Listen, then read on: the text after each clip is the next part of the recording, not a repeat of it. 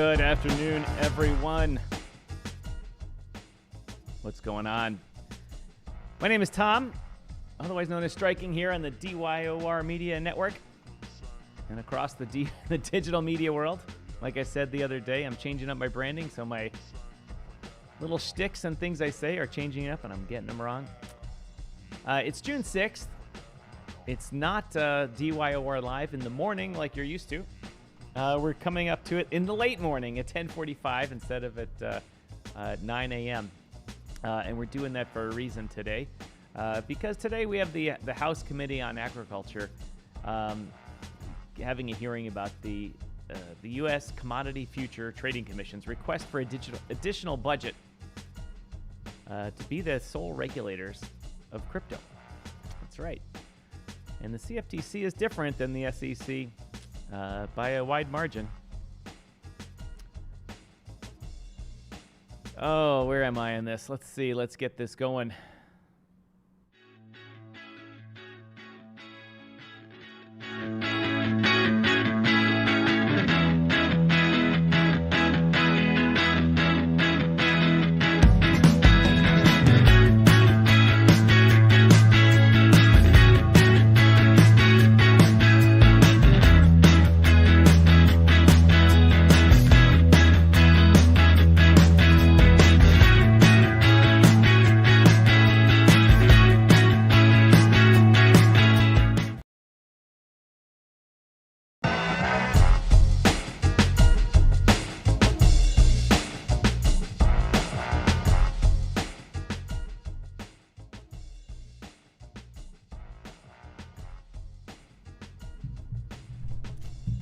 Love it. I don't know why it didn't cut over to me there, but I love it. I love it. I love it. I love it when this happens.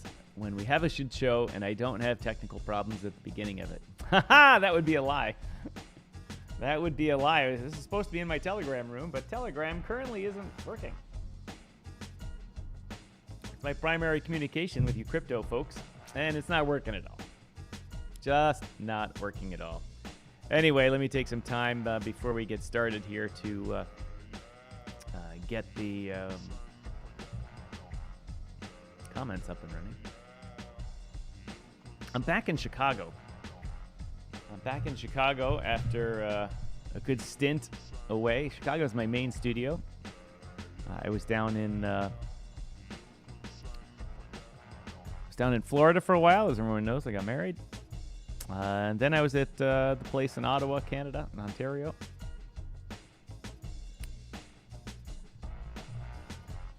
Now I'm back in Chicago. Chicago's the main studio, but I had to reset it up, so it wasn't good to do a show this morning. But also I wanted to talk about this House Committee on Agriculture hearing, because it's markedly different than the news that you're hearing today about Coinbase and yesterday about Binance. Let's see if we can get...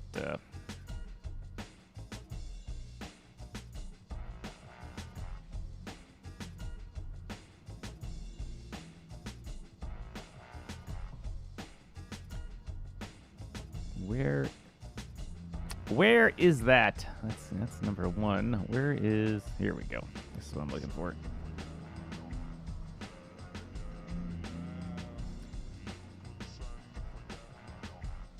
Good afternoon, everyone. You must subscribe to chat.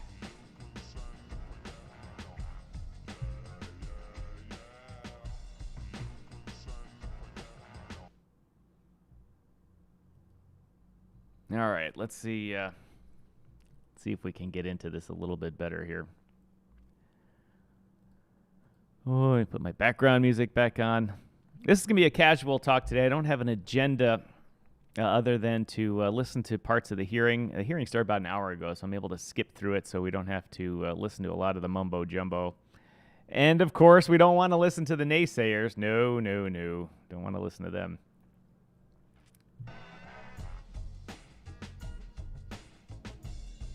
But we will. All right, let's get on. Let's at least get this thing on in the background here. You should be able to hear it when it comes on. From Arkansas here.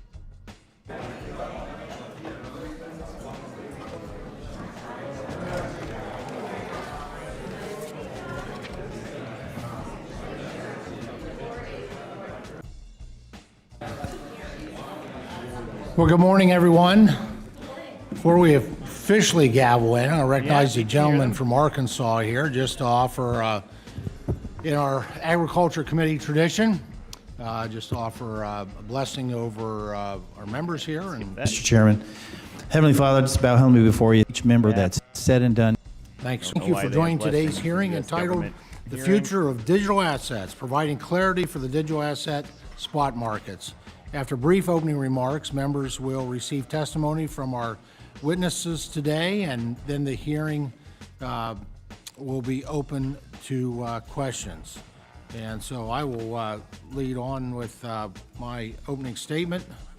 All right, everybody, good morning, we have the chairman and welcome opening to our up full the committee hearing here. on the future of digital assets. These things as Thank needed. you to our esteemed panel of witnesses for making the time to be with us. To so we can cut through a lot of this pretty quickly. Important consumers and market participants benefit from the same as some long-standing background, customer protections found in traditional financial markets. If I screw up the sound, for nearly a decade, Congress has debated the treatment of digital assets, if I turn the which has led to numerous CFTC hearings, or the hearing down so I can talk and then forget to turn the hearing back up. And panel discussions, all trying to bring regulatory certainty and clarity to these novel technologies. These past activities have helped move the needle forward, but further thoughtful coordination between committees and members is required. At the outset, I need to thank Chairman Patrick McHenry with the Financial Services Committee for his leadership and willingness to collaborate on this novel and challenging topic. Late last year, we agreed to embark on a joint effort to work collaboratively and craft a comprehensive digital asset market structure framework. We set our eyes to a bold plan, but one that was driven by logical and sensible principles for digital asset regulations, led by fostering American innovation and bringing much-needed customer protections to digital asset-related activities and intermediaries. We sought to put forward the best policies we could by developing them together. We held numerous member and staff education events, including one-on-one meetings, roundtables, and hearings to bring folks up to a speed on how current market structures for commodities and securities operate, how digital assets fit and do not fit into existing regulatory regimes, and why congressional action is needed. Last month, Subcommittee Chairman Dusty Johnson and Subcommittee Chairman French Hill held a joint subcommittee hearing, the first one on digital assets that we're aware of, to examine digital assets with both our committees working together. From these events, it is not hard to conclude that current federal laws and regulations provide few rules of the road for those who want to engage with these emerging technologies, leading to complicated enforcement actions by regulators and creating further confusion in the industry and market. To address these concerns, Chairman McHenry and I went to work and developed an initial discussion draft providing the contours of a statutory framework of digital assets that was released last week. Discussion draft intends to provide certainty, fill regulatory gaps, and bolster innovation. But and I cannot reiterate this enough, this is a draft, and we plan to improve it through further vigorous debates. Once again, just checking the audio and make sure you can hear my voice over these guys.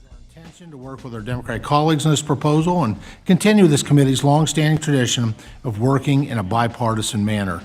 It is our hope that we will have a bipartisan joint committee legislative proposal. The United States has always been a leader in financial and technological innovation, and we have the most liquid and robust markets in the world.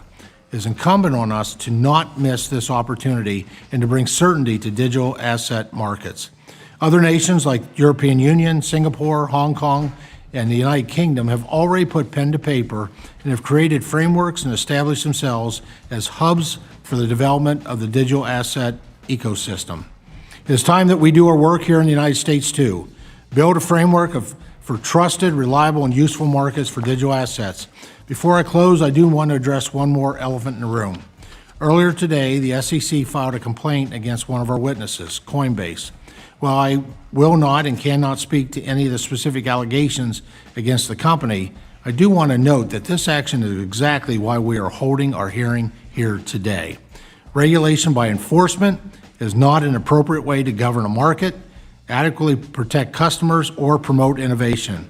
And I hope that the members of our committee can work together to pull together a better framework for digital asset regulation protections, provides clear lines of authority to regulators, and allows the regulated to clearly understand their obligations under the law. Again, thank you to each of our witnesses for their willingness to partake in today's hearing, and I look forward to our conversation. With that, I'd now like to welcome the distinguished ranking member, the gentleman from... That was kind of amazing how he basically criticized the SEC and said, you guys are a big fat bunch of jerks. And regulation by enforcement and squeezing people into laws that were not designed for them and then suing them out of existence is not the way to do business. The way to do business is go to Congress, get the right regulatory climate passed, and get on with it. When you hear me say that the CFTC needs and deserves more funding, particularly at this critical time. The markets of the CFTC regulates are ever evolving. With the CFTC needs the resources to get the right talent and the right technology to continue its work. And this proposal that we're looking at now does not respond to the wants and the needs of the CFTC. Instead, this proposal establishes a number of complex and untested processes, raising questions as to whether the provisions will meet the stated goals of the industry to establish clear regulatory and registration guidelines. One example of this is the provisional registration process, which would be in place while the CFTC and the SEC undergo a very resource-intensive joint rulemaking process. This is very critical. Anytime you must shift long-standing regulatory processes and practices. One of the things we run into in this hearings a lot is the gentlemen and gentleladies that have been members of Congress for, we'll say, 100 or 200 years. They tend to ramble on. But just like I do on the microphone here in the mornings, they ramble on in a way that's almost incoherent. And it makes a lot of us recognize the fact that once you get to be a certain age in Congress, you should not run again. Just like the president, you get too old, and you got to let the younger generation spread their wings. Not drive the rest of us crazy. This is well-established information. We're going to move past him. Chairman Tom. Trading. My time.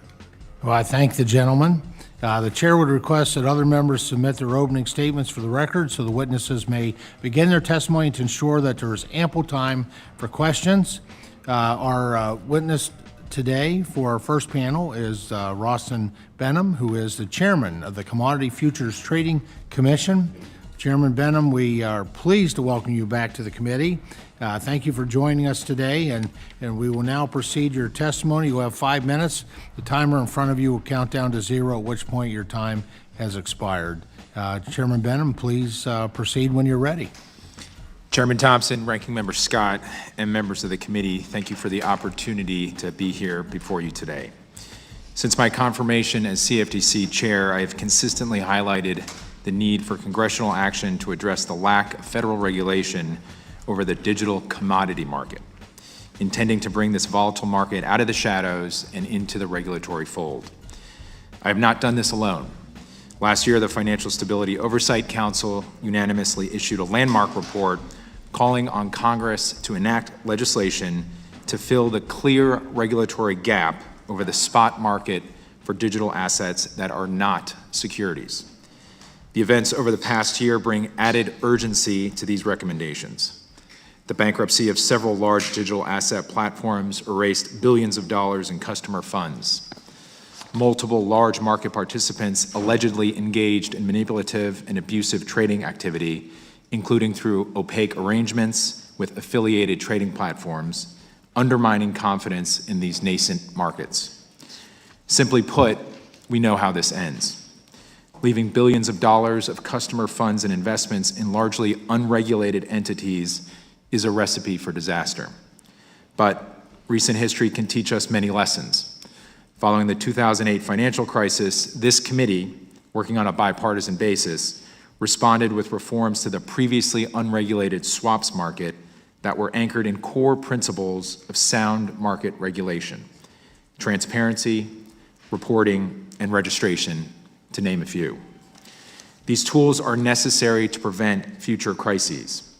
Indeed, one of the only FTX entities that avoided the broader FTX bankruptcy last year did so because of CFTC regulation that mandated any registered entities maintain segregation of customer funds, sufficient financial resources, and proper governance. I believe the broader digital commodity market should be subject to similar time-tested regulations. I think that's important to note. Important to note there.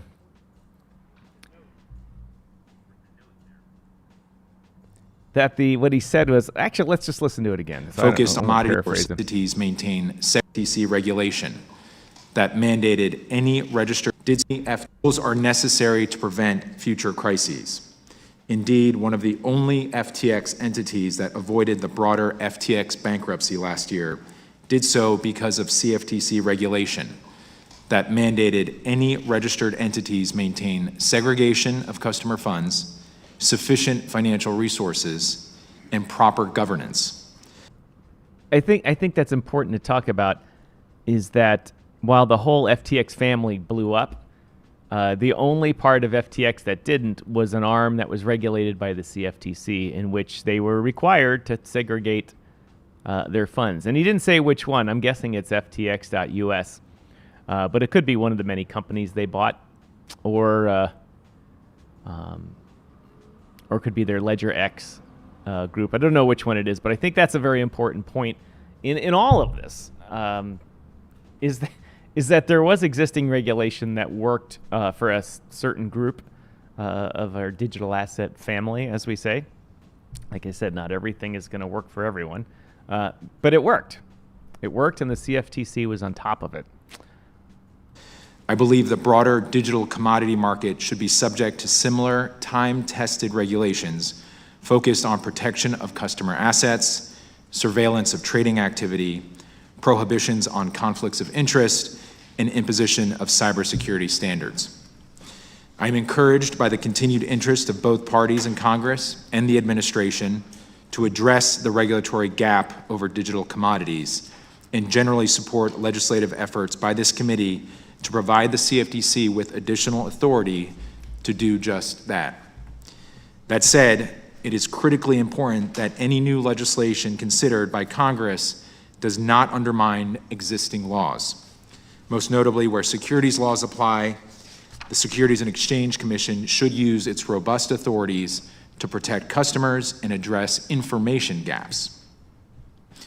I'd like to highlight those areas that I think are particularly important for Congress to address in any legislation on this issue. For retail market participants, Congress should ensure that the CFTC is fully empowered to require registered entities to make necessary disclosures regarding a variety of matters, such as investment risk, cybersecurity risk, mining, settlement practices, and other related activities. Ensure customers are receiving the best available prices, and segregate and safeguard assets in the event of a failure. We also know that these markets are often promoted as a form of financial inclusion to populations that may be most vulnerable to the inherent risks in these assets, as well as to the predatory financial schemes. Any legislation in this area should recognize this dynamic and require additional work and study to better understand how these populations interact with this market. In the absence of federal market regulation, the digital asset market has been plagued by fraud and manipulation. The CFTC has been aggressive and proactive in policing these markets, bringing over 85 cases resulting in over $4 billion in penalties and restitution. But our legal authority in the spot market for digital commodity tokens is necessarily limited to acting only after the fraud has occurred. A key feature of any regulatory scheme should be authority for the CFTC to proactively establish rules to minimize fraud in the first place. This should include authority to set stringent standards for preventing conflicts of interest, establish rules for maintaining fair, open, and transparent markets, and actively monitoring trading by market participants. Presently, the CFTC is the only financial market regulator that relies on appropriated dollars from Congress for its funding. Other financial regulators have self-funding mechanisms in place that provide greater assurance that their fiscal year budget requests will be fully funded. I think that's also an important note here, is that he talks about how the CFTC gets an appropriation from Congress in order to do its job of about $300 and some million. They're asking for $411 million. But what they find, what they get out of not prosecution, but enforcement of the rules and fining people that don't comply, goes back into the general U.S. Treasury. And later, Chairman Behnam, Chairman Behnam, talks about that for every $1 that they spend, they get $8 back to the U.S. Treasury. So they're an actual good return on investment. And he's criticizing the SEC here for basically fining people and taking that money and living large off the land. You can see that the CFTC is at odds with the SEC here. For any regulator taking on new authority, it's imperative that the Congress provide the resources necessary to implement the new authority. Regulation of the digital commodity market will bring new responsibilities to the CFTC that cannot be managed by simply folding this newer market into our existing regulatory regime with existing resources. I want to thank the committee again for the opportunity to testify today. I am encouraged by the committee's efforts to address difficult policy issues in the digital asset space, in particular, addressing the existing gaps in regulation. I stand ready to engage with this committee and members of Congress on this legislation to ensure it addresses all key considerations in this emerging marketplace. I look forward to answering your questions. Thank you. Well, Chairman, thank you so much. Thank you for your important testimony today. At this time, members will be recognized for questions in order of seniority, alternating between majority and minority members, and in order of arrival for those who joined us after the hearing convened. You'll be recognized for 5 minutes, each in order to allow us to get to as many questions as possible. And I now recognize myself for 5 minutes. Chairman Behnam, you've been discussing the regulatory gap with respect to the digital commodity cash markets for years now. Why is it so important for Congress to proactively work to close this gap? Thank you, Chairman. It's an extremely important question, and really, I think the reason why we're here. What we've observed over the past decade, if not more, is an emerging transition to commodity cash markets that retail participants can use. Traditionally, commodity markets that this committee knows well, are wholesale-oriented and used for risk management. But because of technology, because of smartphones, and because of emerging access to markets, reducing barriers to access, we're seeing retail participants have greater exposure to commodity assets as they are defined by U.S. law. So we're in this space where we have two market regulators, the Securities Exchange Commission, the Commodity Futures Trading Commission. We regulate derivatives. This committee knows that well. We do not regulate cash commodity markets. The SEC regulates security markets, both cash markets and derivatives markets. So in this larger Venn diagram of market regulation, the one area that is not covered is commodity cash markets. And as these financial assets are defined, and I will focus most notably on Bitcoin and Ether, these two assets make up 60% of the digital asset market. And at least Bitcoin, which we know has a determination by a federal court, I've argued in the past that Ether is a commodity. We have a listed Ether futures contract. If you take these two tokens alone, you're talking about 60% of the digital asset market that potentially lives inside of this Bitcoin and Ether, 60% of the market. Everyone I've been advocating, else, as you said, for a number of years, as a market regulator, as the chair of the CFTC, bringing all of these enforcement cases, seeing vulnerable communities being taken advantage of, losing money, customer money. Obviously, all of the bankruptcies we saw last year, which Congressman Scott mentioned. This is the area that I am highlighting, advocating for, hopefully that Congress can address so we can fill that gap and ultimately protect customers. In your testimony, you mentioned the recommendations of the Financial Stability Oversight Council, FSOC, regarding the regulation of non-security digital assets in its 2022 report on digital asset financial stability, risks, and regulation. Would you briefly elaborate on the recommendations that FSOC made with respect to addressing the regulatory gaps in non-security digital asset cash markets? Thanks, Chairman. I will be brief because, in short, the recommendation was that there is a gap for digital tokens that are not securities. So the FSOC report, as you noted, recognized the fact that for commodity digital tokens, there is no regulatory authority or regulatory oversight. I would add the FSOC report also emphasized that all regulators utilize all enforcement tools to the extent they can. And as you know, and as I said in my statement, we're doing what we can with the authority that we have, which is at this time quite limited. Does the discussion draft address the many concerns that the FSOC report raised? Chairman, it does. It does in the sense that you are trying to target this gap and essentially provide the CFTC with regulatory authority over commodity tokens. And Chairman, while we all know that the CFTC is a significantly smaller agency than the SEC, it has also shown itself to be a more nimble regulator. Do you believe that the Commission has the flexibility to expand and adapt to a change in its remit? Chairman, we've done this in the past, most recently after the 2000 financial crisis and the implementation of the 2010 Dodd-Frank law. To take on the swaps market, the previously unregulated swaps market, was a significant lift for the CFTC at the time. But I think if you ask anyone, both in the US and globally, the CFTC was one of the most efficient and effective regulators in implementing a whole new regulatory scheme over a very large and very complicated market. So I don't think this situation that we're dealing with right now in terms of digital asset commodities is much different.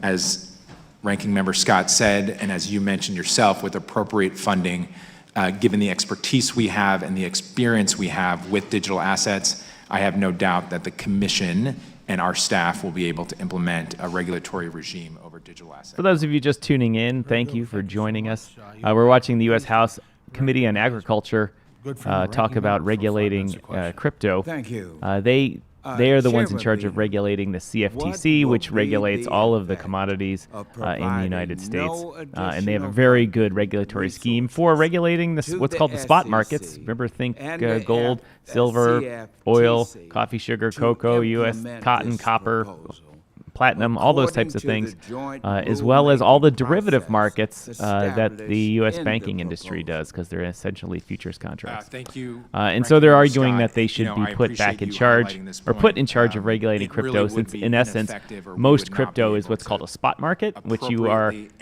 exchanging your cash for crypto, and they're currently not in charge of that. The SEC is taking the lead on that, but the CFTC is also saying that they are in charge of the futures contracts. And as we see, the SEC is saying, well, that's part of Binance and CoinDesk doing business illegally, so we're going to regulate that. Mr. Chairman Rostin here is not happy at all with the SEC. If you got any comments, let me know and we'll address them. As I understand, the law requires per diem requirements for the members, all of these new financial burdens and responsibilities. So given all of the market issues we're facing today, new markets, emerging markets, and as you pointed out, a growing futures and options and swaps market, if we were given new authority to regulate the digital commodity markets, it would be critically important in order to do it right that the CFTC had new additional funding to match that responsibility. And Chairman, can you estimate for me the amount of time that the joint rulemaking process would take without additional resources?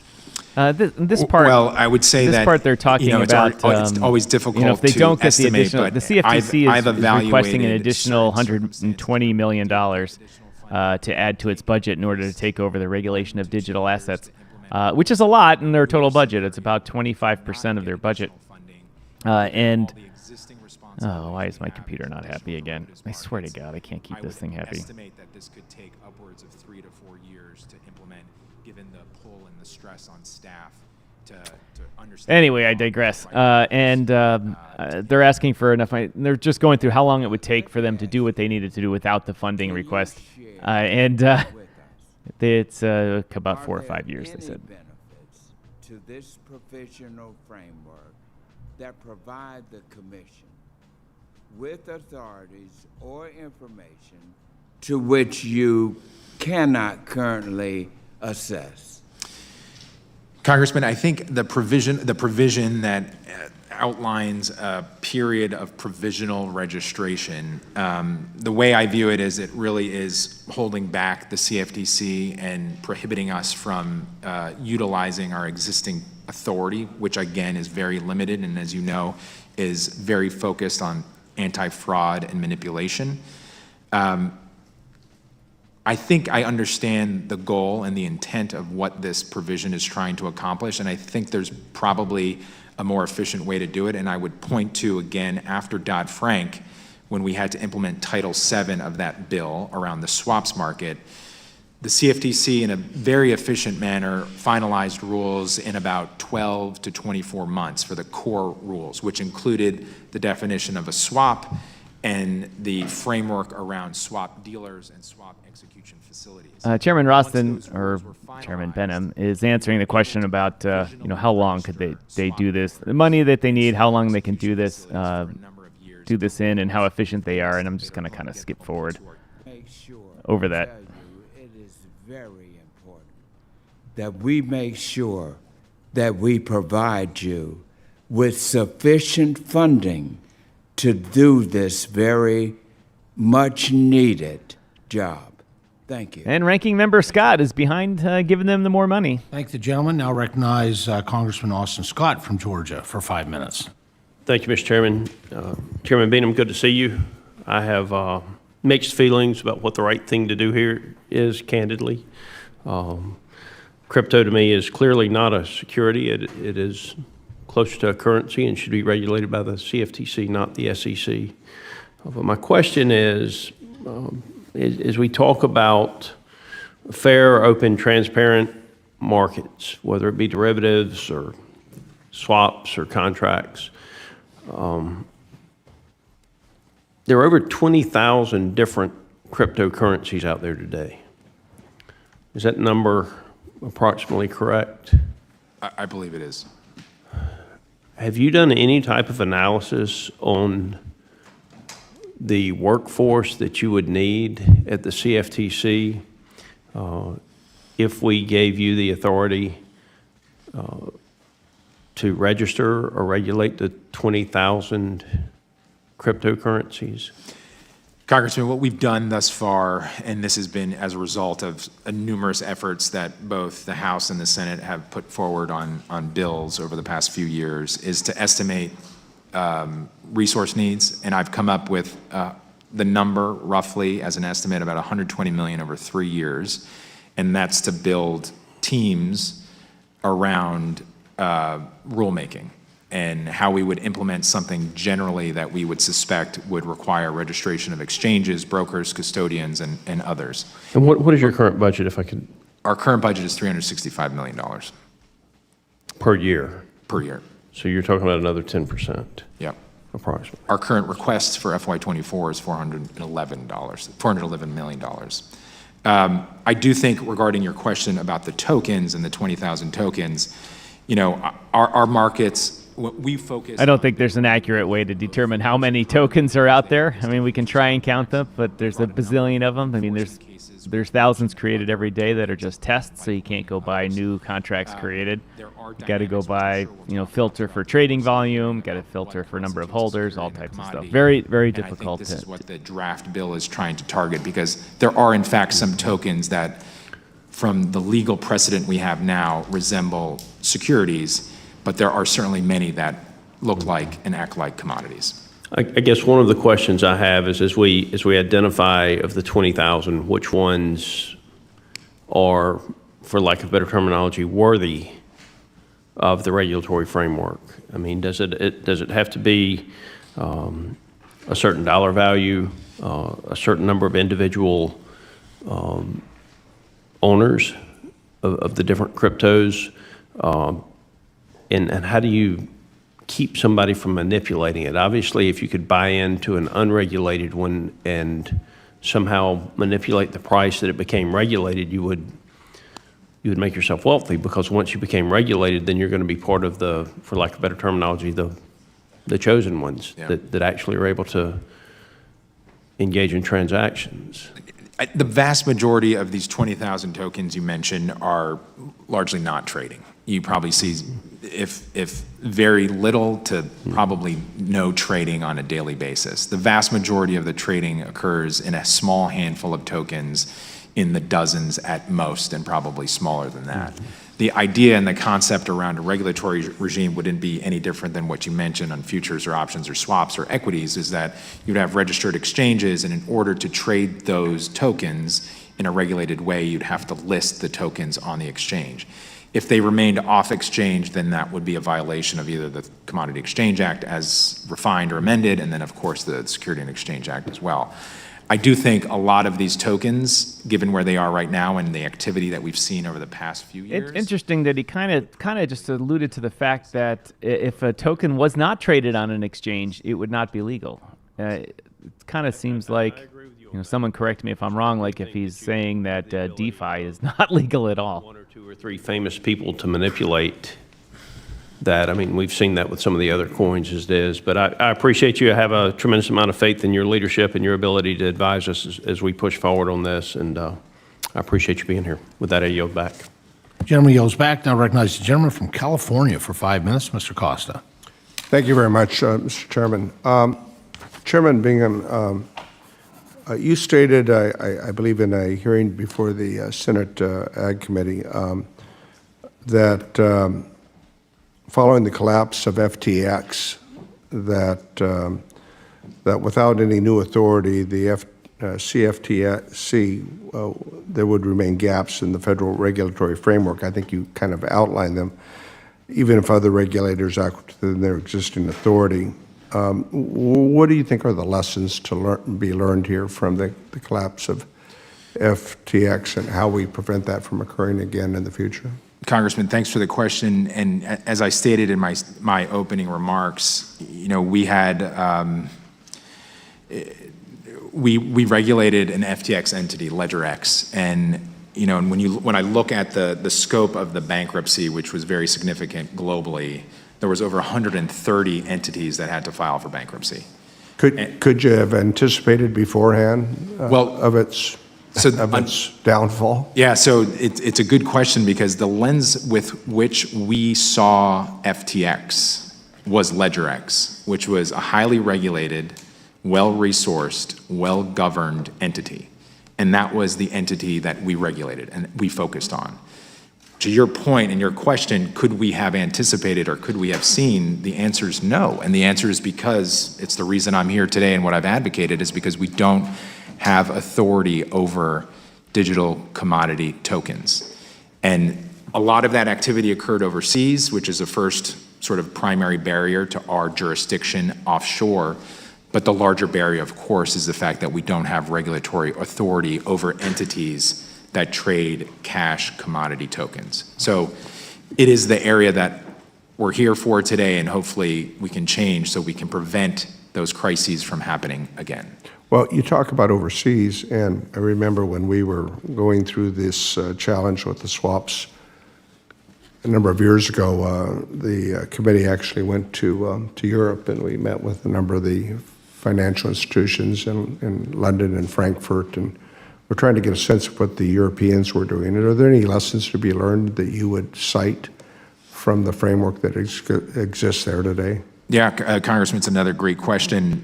Our derivatives markets are global in nature. Right. And that is the way they function, because we have large institutions needing to manage global risk. Yeah, we're not an island here. Yep, and I think this is, in many respects, the nature of digital assets is global. There are no barriers like there are in traditional markets, and I think it is important. I'm the vice chair of IOSCO, which is an international organization of securities commissioners. I participate in the Financial Stability Board. There are a lot of efforts at the global level to coordinate rules of the road, and as was mentioned by the chairman, Europe has moved on crypto regulation, the UK, Singapore, Hong Kong, and I think it's important that we gel our rules across So you think there are models there that we can follow with those? Every jurisdiction is unique, and certainly in the U.S. market, we're the largest, deepest, and we have a variety and diverse set of institutions and market participants. But at a high level, they're certainly looking at the European model is a good mark, and some of the work that the U.K. and Singapore is doing as well is a good mark to start off with. What fears do you have most in terms of if we continue to go as we are without the additional deficiencies that you outlined and that the chair and the ranking member discussed, if we just continue with the status quo? What's your biggest fear? Congressman, I mean, the evidence is in our enforcement record, and I would even point to the SEC's enforcement record as well. You know, we brought 82 cases over, about 8 years, and this 82 cases for an agency that doesn't have regulatory authority.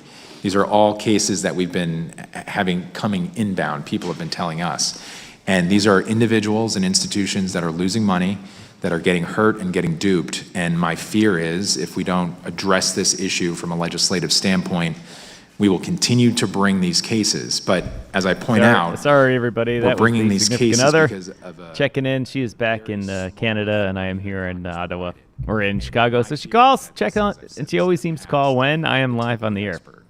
And as this market ebbs and flows in size, which it has largely stabilized over the past 6 to 9 months, if it starts to peak and move into a direction of growing, you could potentially have financial stability risks and other concerns for financial markets. Well, my time's expired, but Mr. Chairman and the ranking member, I think there obviously is work for us to do, and I think there is an opportunity here to establish a bipartisan framework in which we can accomplish that end to deal with the issues that have been presented, and I look forward to continuing to work on this effort. Thank the gentleman. Now recognize the gentleman from Arkansas, Mr. Crawford, for 5 minutes. Thank you, Mr. Chairman.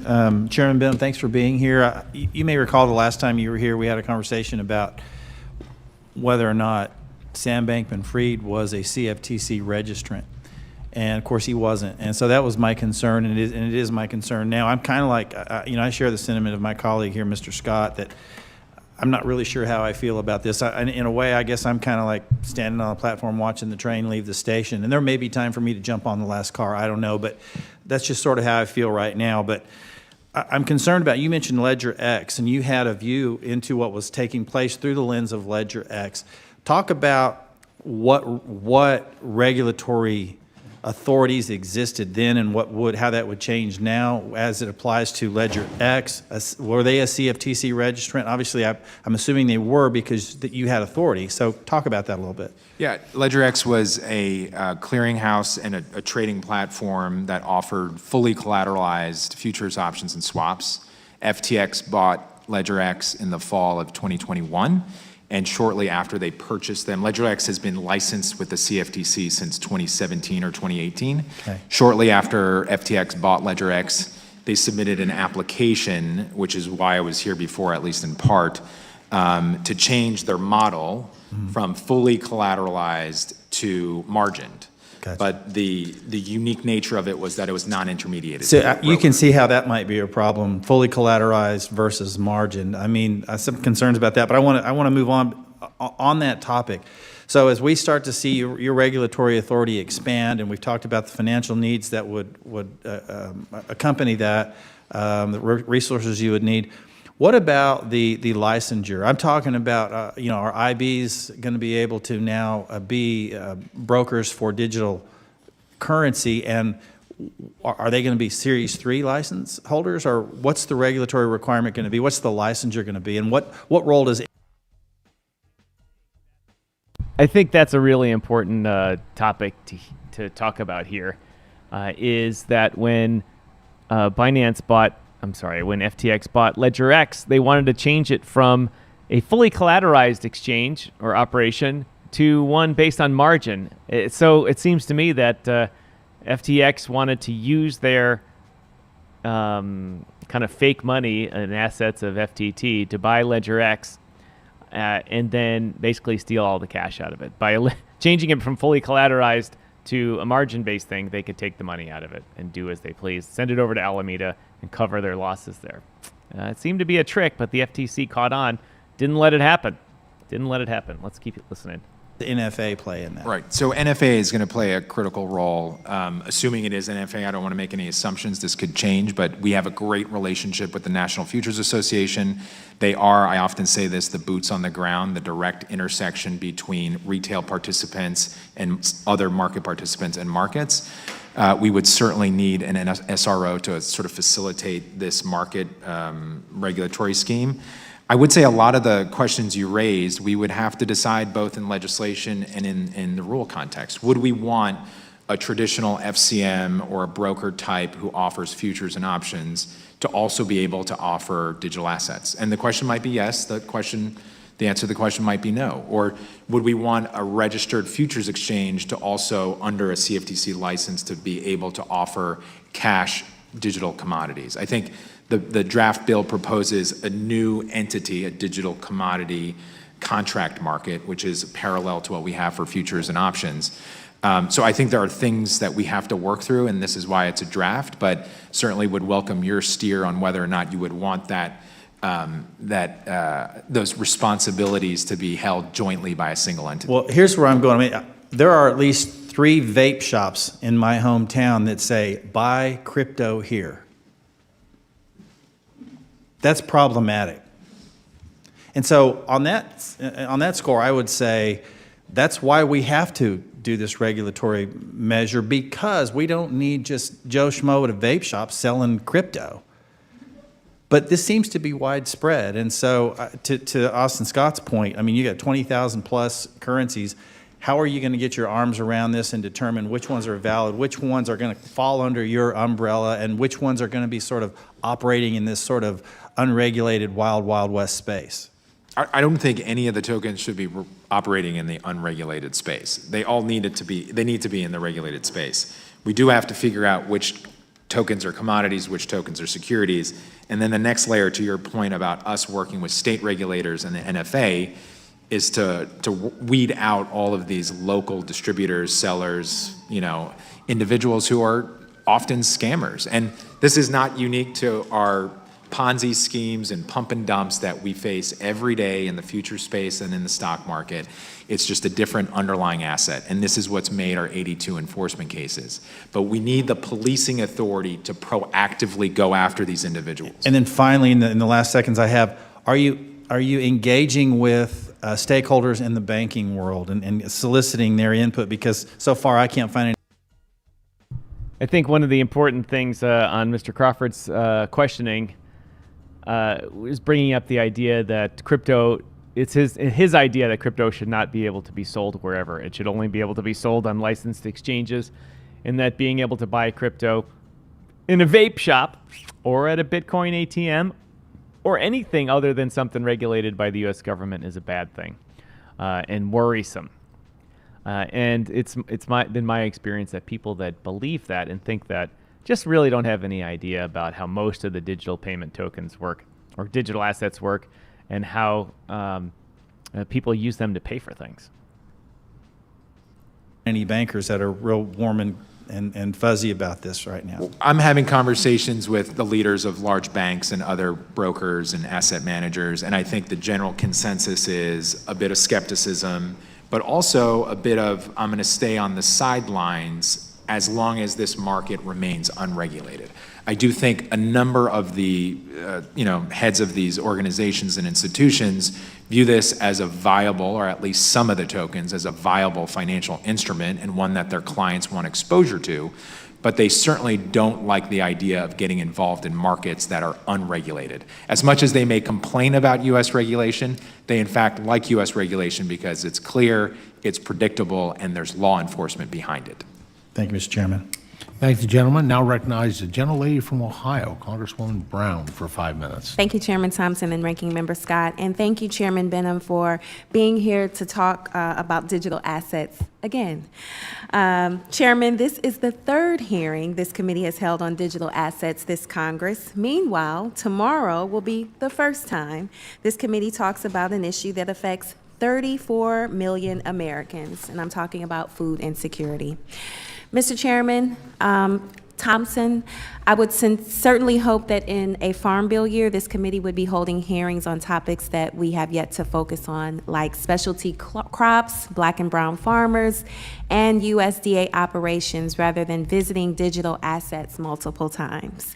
When Chairman Thompson and Representative Henry presented their draft legislation on digital asset regulation late last week, written without Democratic voices at the table, it became evident why the majority is so committed. So, Mr. Chairman, I know you and your team have even less time to sift through the 162 pages of text that we have, but I am hoping you can speak to some of my concerns. So, Mr. Chairman, just a few weeks ago, the House Appropriations Subcommittee marked up a bill that would dramatically cut funding to Commodities Future Trading Commissions, or CFTC. How would spending cuts like this impact the CFTC's ability to implement legislation like that we are discussing today? Thank you, Congresswoman. As you noted, our current budget is $365 million. Our request for FY24 is $411 million, and the proposal that came out of the Appropriations Committee a few weeks ago was $345 million. Given our responsibilities, given the growing interest from new stakeholders, given new risks around cyber, and just the growing nature of markets and the diverse set of constituents that are starting to come into our markets, if we were to go to $345 million, coupled with elevated costs, which we're all facing, this would be, quite frankly, devastating to the agency. We'd have to probably furlough quite a number of our staff, and it would really restrict our ability not only to provide the service we do through a regulatory lens, but more importantly, and one that I know you care about, is to properly implement our enforcement program, which I believe is the gold standard globally. And it's a statement or a statistic I like to share often. For the past 10 fiscal years, we have largely returned to the General Treasury Fund about $8 for every $1 that were appropriated. So I say this often, the CFTC is a good investment by the American taxpayer, and the return on investment is even better. So you can imagine a cut in our budget is really, in fact, a reduction of money going to the General Treasury. Thank you for that. And a correlation you frequently address is the relationship between climate and cryptocurrencies, which is not addressed in this bill. So could you describe the kinds of climate provisions that should be addressed in a digital assets bill that come out of this committee? Thanks, Congresswoman. I think given the issue you raised, and this really is focused on the energy usage around mining for tokens, there have been efforts by some in the industry to change the method of mining, which I applaud, but it doesn't necessarily remove the issue that you raise, and it's one that we have to be very focused on. So I do think as this committee considers this draft, two thoughts come to mind: is further studying the issue and getting a better sense of what the mining capacity is and what the energy. The common trope, as I'll say, that this Bitcoin mining is consuming this vast amount of power that is so unbelievable that it has to be stopped, is kind of a myth. It's a myth, and it's been proven to be false. True, it uses a lot of power, but it doesn't use a lot of inefficient power. It uses a lot of efficient power, meaning that a lot of the data mining centers and groups that have set up, they're buying old extinct power plants and converting them into power plants to run Bitcoin mining. People are switching to hydro and solar power to do it. And they're trying to go green, not because they're forced to by dumb comments like the House of Representative person here made, but they're doing it because it's cheaper. It's cheaper, and they're making more money doing it. And in order to get it, the margins in Bitcoin mining are so thin that if you can save 1-2% on power, that's a lot of money. That is a lot of money. And so the idea that Bitcoin is using some vast amounts of power, like, oh my God, it's equivalent to the amount of power used in Norway or something like that, is when you look at the grand scheme of things, isn't much, because first of all, Norway doesn't use much power, but two, in looking at other industries, I mean, does it use as much power as the car industry? No. How about the aluminum industry? No. Steel industry? Nope. How about industries like Visa and MasterCard processing? Yeah, nope. Visa and MasterCard and their payment systems use far more power than Bitcoin mining and that kind of stuff. They use more computers. They use more internet bandwidth. They use more of everything. And so if people are going to start talking about climate change in Bitcoin, they really got to address the top million other things before they get down to Bitcoin, which is way down. Usage really is here domestically. What types of energy sources are used to actually mine the tokens, whether it's fossil fuels or renewables? I know there's been a shift in that as well. And then ultimately, I think the best, or one of the best solutions to this problem is disclosures. It's transparency. It's giving the community of investors information about the tokens that they're investing in. And I'm hopeful that with more information, transparent information about energy usage or mining techniques, that will push the market towards more, I'll say, less energy intensive practices around mining. All right, well, thank you for that. With that, Mr. Chairman, I yield back the balance of my time. Thank you, Chair. Now recognizes Mr. Bost for 5 minutes. Thank you, Mr. Chairman. Before we move on to the next one, another one of the common misconceptions that this representative brought up, I'm not going to back it up to see your name because I just can't remember it, is that typically congressmen and politicians of color come out and just say that the scams and other things having to do with crypto affect people of brown and black color more than anyone else. And they never provide any data. They say that's obviously something needs to be done because minorities are being impacted more than anyone else. I've never seen any data on that at all. Nobody gathers, not a single thing I've ever been involved in has gathered data on race. And not anything matters is race on this. In fact, most of the crypto traders in the world are now outside the U.S. And in Asia, where people are a different color than me, and so I think that the representatives, Congresswoman's, hype about that is just a false trope, and it's not. Is false trope? I don't even think that's the right phrase to use. It's not right. When people shouldn't say that, it makes it out to sound like crypto came out of an old boys network in which just is a certain exclusive club of people. And crypto could not be more democratized. It could not be more inclusive of everyone in the world, based on men, women, color, anything. It literally is the industry that spans the world of color, of caste, of class, of ethnic origin, of religious, of whatever demographic you want to use.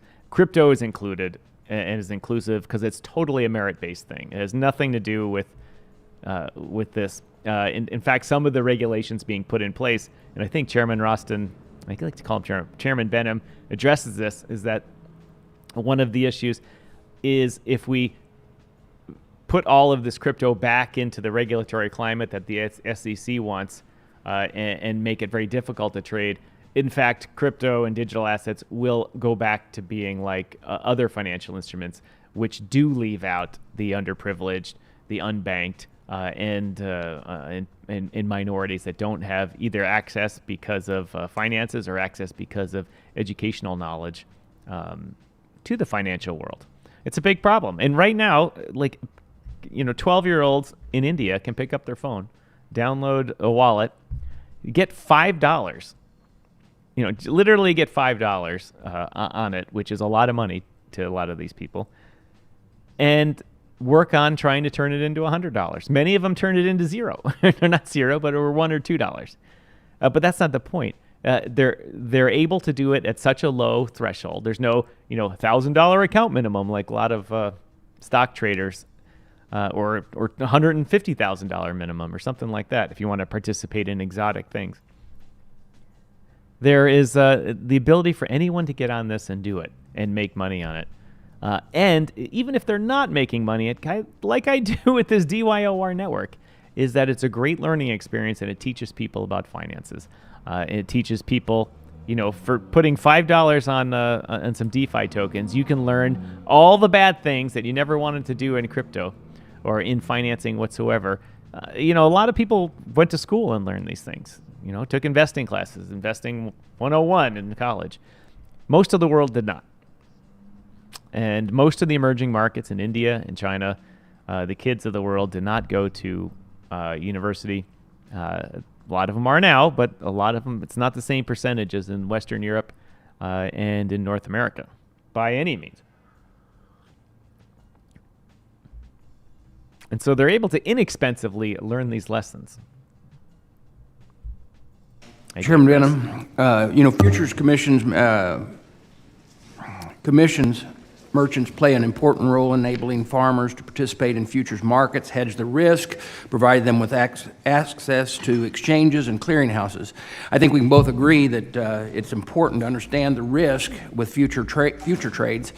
Can you talk about the obligation that the FCMs have to disclose these risks to their clients? There are a number of requirements that both the CFTC and the NFA, the National Futures Association, requires of the FCMs to provide disclosures to their customers.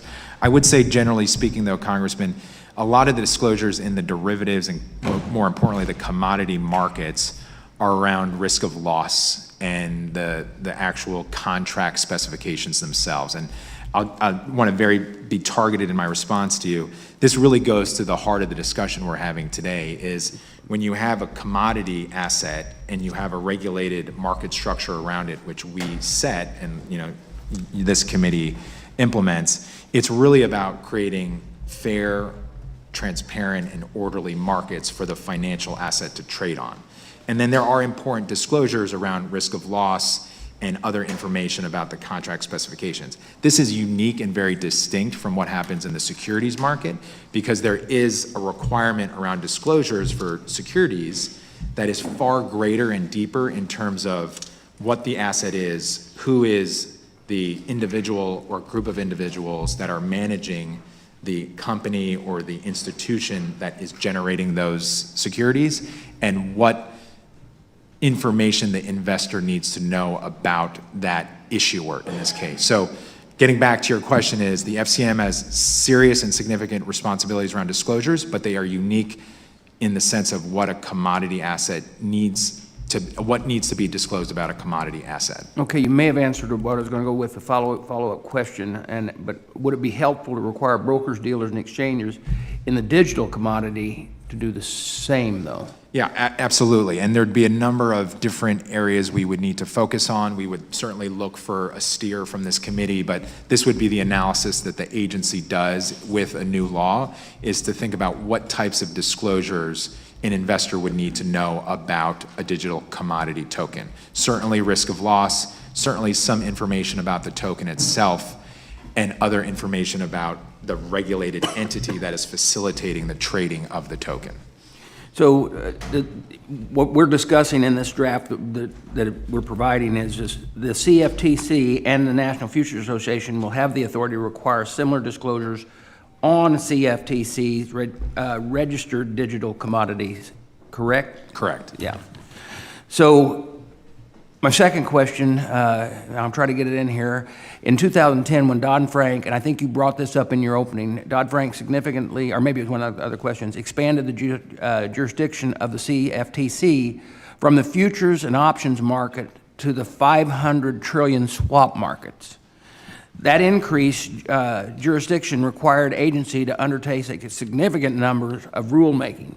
Having the experience and knowing exactly what the transition process and the time could take if the CFTC is given the authority over digital commodities and cash market, and do you believe that it would be a complex or difficult process, and how long and how costly do you think it would be?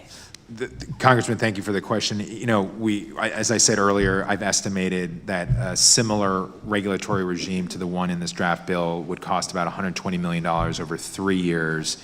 It would require standing up multiple rulemaking teams. It would require hardware and software from an IT perspective and increased cyber protections. These are just estimates, but gives you a sense of what we would need over a period of time to implement the rules. I do think the rulemaking process would take between 6 and 24 months, roughly. We have the experience. You noted this. We did this in 2010. I stand by what I said earlier. We were one of the most efficient, quick, and effective regulators across the globe to implement over-the-counter derivatives regulation. It was difficult. It is complicated.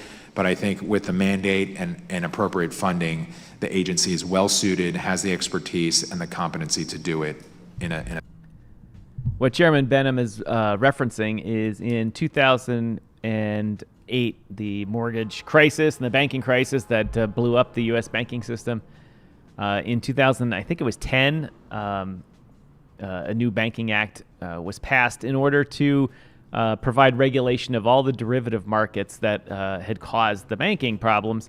And Chairman Behnam responded that, yeah, within a very short amount of time, the CFTC, being a small, nimble agency, was able to get the regulation in order to keep the derivative markets in check. And it worked. It worked very well. And we haven't had a problem with those markets since. We've had a problem with new markets, but not those markets. In a very efficient manner. Yeah, I just want to say thank you for being here today. I want to thank the chair for putting this together, because I know some others were saying that, you know, we've hit on this pretty hard. But this kind of explains why we've got to hit on this, why we have to have the oversight. And believe me, I'm not a big regulation person. And believe me, I'm also an old guy that just kind of watches from the side on Bitcoin and all of the others. But this is a real concern. I think we have to be ready for it. So thank you for being here. I yield back. Chair recognizes Ms. Caraveo for 5 minutes. Thank you, Mr. Chair, and thank you to Chair Thompson and Ranking Member Scott for today's hearing, and to you, Chairman, for being here this morning. You know, recently this industry has seen the collapse and bankruptcy, as we've talked about, of large market players and enforcement actions taken by the CFTC and other federal financial regulators to go after abusive and manipulative trading practices. The framework envisioned in this discussion draft is incredibly complex, but the harms posed to customers by this industry are very real. This framework is also a departure from the current regulatory approach and would require an extensive joint rulemaking process and establishing a new provisional registration framework while the rulemaking is underway. So I want to reiterate, just as the ranking member did, and as I have in previous hearings, that funding would be needed to support this process, which this proposal lacks, as has been pointed out. In addition to the provisions included in this proposal, I would like to discuss what has been left out. The CFTC has been engaged in digital asset conversations going back to as early as 2014. Over that time, the Commission has developed significant expertise participating in interagency discussions and reports concerning the appropriate regulatory framework of these assets, and you've been active in enforcement as well. So given the CFTC's expertise, Chairman Behnam, and work in this area, are there any considerations missing from this proposal? Thanks, Congresswoman. I would say that I agree with you. You know, I have concerns around the provisional registration scheme. I do think there's probably a path forward, and one that we can look to the past on to sort of dictate what would be an effective way to have provisional registration without handcuffing the agency. Funding, you raised that. I mean, that is certainly the number one. If we want to be successful in this endeavor, the agency is going to need more resources, given our core responsibility in the futures, options, and swaps market, and our enforcement actions in the digital asset market. I would also point out that there are a number of things, and I mentioned this around disclosures, to make sure that we're providing appropriate disclosures, both, you know, on the energy usage side. There's a huge debate about digital assets and financial inclusion, which can be a very positive thing, but we have to do it again in the right way, because With opportunity comes risk, and the risk in this space is fraud. And there's no doubt in my mind that there are fraudsters out there taking advantage of financially illiterate people, and often that happens in lower income communities. So we would need to be very focused on making sure we have the resources to get information out to the investment community. I think from a larger perspective, the bill does include many of the core responsibilities and requirements that you would want of a market regulator around registration, surveillance, monitoring trading practices, having requirements around conflicts of interest and governance and financial resources. I say all that with caution because, like you, we're just looking at the bill right now. So I do think there is a lot of work to be done, but I think structurally and from a foundational level, many of the core elements that I've been asking for and that you would want in a market regulatory structure exist in the bill. It's just a matter of doing a deep dive analysis, making sure it jives with our existing laws, and we can get it right given the nature of these digital assets. Really appreciate that. I think it's important to have these conversations continue, especially on a bipartisan basis, and to know if there are any gaps there. This proposal also changes how commodities and securities are defined, focusing on how a digital asset is traded rather than the characteristics of the asset being traded. Do you think that there are any implications to this definition, and do you have any thoughts and concerns on this approach, which prioritizes the technology and not the classification necessarily? Congressman, thanks for the question. As I said in my statement, and I'll just repeat it, we need to make sure that this does not compromise any existing law, both the CEA or the Securities Exchange Act of 33, 34, other laws from our prudential regulators. I think from a definitional standpoint, it's critical to, when we think about this question about a commodity versus a security, what the bill does well is focuses on decentralization as a key characteristic of what would constitute a commodity or security. I've said this for years. This really goes to the heart of any definitional discrepancy between the two financial assets, whether it's wheat, crude oil, or copper, or in this case, a digital asset. So that really should be the sort of nucleus of how we define and how we start the conversation. I also think it's really important to think about where the investor is getting the asset from. And is he or she getting the asset from an issuer, which, given the securities laws, that would most notably represent or reflect a security, or is the investor purchasing the token from a registered CFTC exchange? In that case, you have that more decentralized connection between the investor and the issuer. And I'm not suggesting you can't have a token on an exchange that's not a security. It just is in this complex arc of tokens, which can transition from securities to commodities. We have to think about these very difficult questions. So improvements, for sure, I think need to be made. I think you're asking the right questions. We certainly would look forward to working with you and helping you with this. But I do think at its core, some of the key questions are included. A registered CFTC exchange. In that case, you have that more decentralized of any definitional discrepancy between the two financial assets, whether it's wheat, crude oil, or copper, or in this case, a digital asset. So that really should be the sort of nucleus of how we define and how we start the conversation. I also think it's really important to think about where the investor is getting the asset from. And is he or she getting the asset from an issuer, which, given the securities laws, that would most notably represent or reflect a security, or is the investor purchasing the token from a registered CFTC exchange? In that case, you have that more decentralized connection between the investor and the issuer. And I'm not suggesting you can't have a token on an exchange that's not a security. It just is in this complex arc of tokens, which can transition from securities to commodities. We have to think about these. Again, I think once he's bringing up the aspect that tokens have to be on exchanges, and the principle he just described was that the issuer and the buyer should never meet directly. They should be an exchange in the middle to provide protection against. That's an amazing concept. Imagine if you weren't allowed to sell gold to your friend.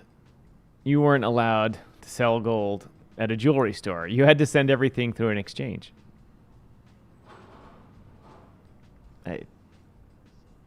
My knowledge of how that works I worked in the commodities markets for a long time in New York, and I still don't have a good understanding of how all of this works. I should say I have an understanding of how it works. I don't have an understanding what's legal and what's not legal.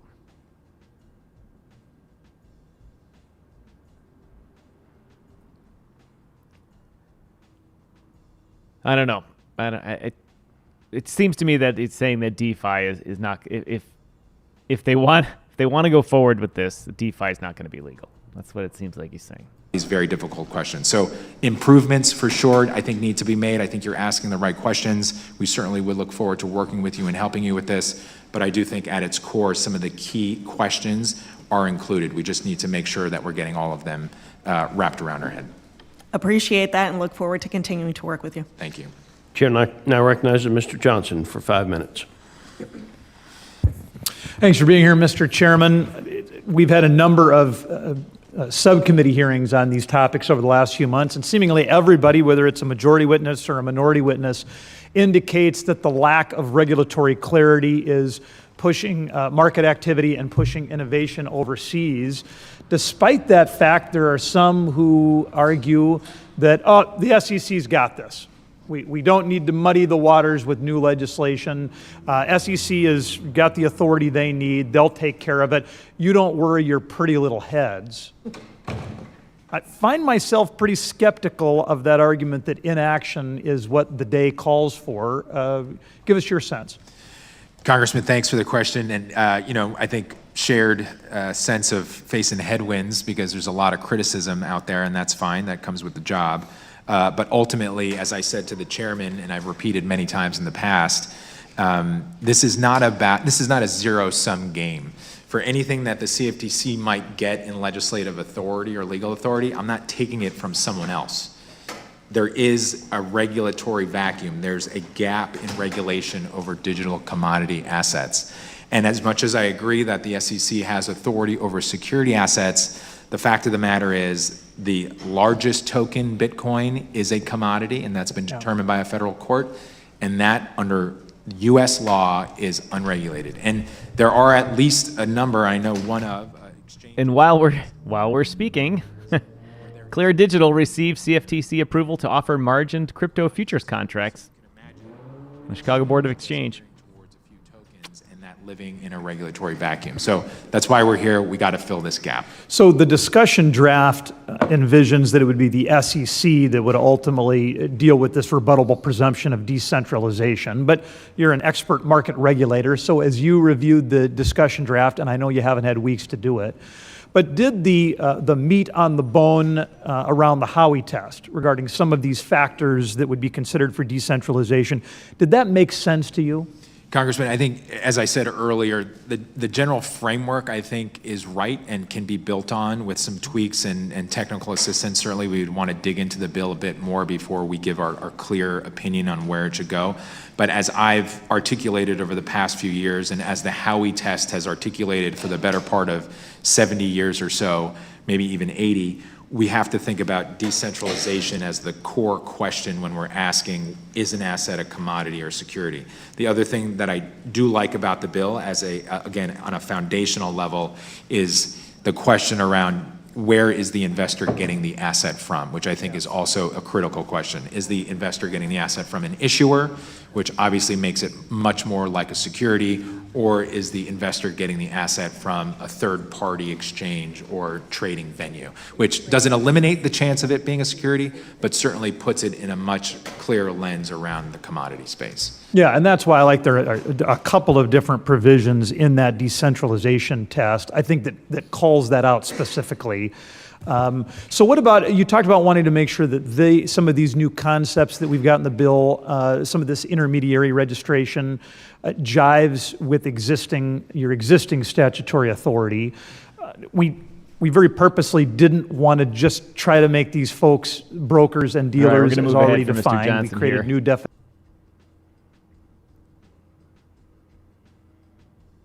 Chairman Behnam, for being here today. I appreciate it. The digital asset industry has framed these products as a tool to support increased financial inclusion. Though we have yet to see the effect come to fruition, we have observed in recent years that persons of color are in fact more likely to own these types of assets. Despite the industry's touting these assets as paths toward a more inclusive financial system and the administration's proposal to study in more detail the effect of the digital asset industry on financial inclusion, there's no mention of this in the proposal. Could you speak to the utility of these assets to support financial inclusion? Should effects on financial inclusion of particular digital assets be considered by the CFTC and the SEC in their registration and approval process? Congressman, thank you. Extremely important issue that I think we at the CFTC level have thought about. I'm going to re-listen to that and we're make doing sure I hear that right here. Toward a more inclusive financial as a tool to support increased financial inclusion. Though we have yet to see the effect come to fruition, we have observed in recent years that persons of color are in fact more likely to own these types of assets. Despite the industry's touting these assets as paths toward a more inclusive financial system and the administration's proposal to study in more detail the effect of the digital asset industry on financial inclusion, there's no mention of this in the proposal. Could you speak to the utility of these assets to support financial inclusion? Should effects on financial inclusion of particular digital assets be considered by the CFTC and the SEC in their registration and approval process? Congressman, thank you. Extremely important issue that I think we at the CFTC level have thought about, and we're doing everything we can through our customer education office to get as much information out, mostly through the internet, to users of digital assets. Unfortunately, that probably doesn't really hit as many people as we'd like. But you're right to sort of articulate this friction between the opportunities that are highlighted in terms of providing underbanked individuals with more banking services and those in low-income communities with access to financial services versus really what are the use cases and what are we seeing in terms of the actual development of this technology, and is it actually benefiting these communities?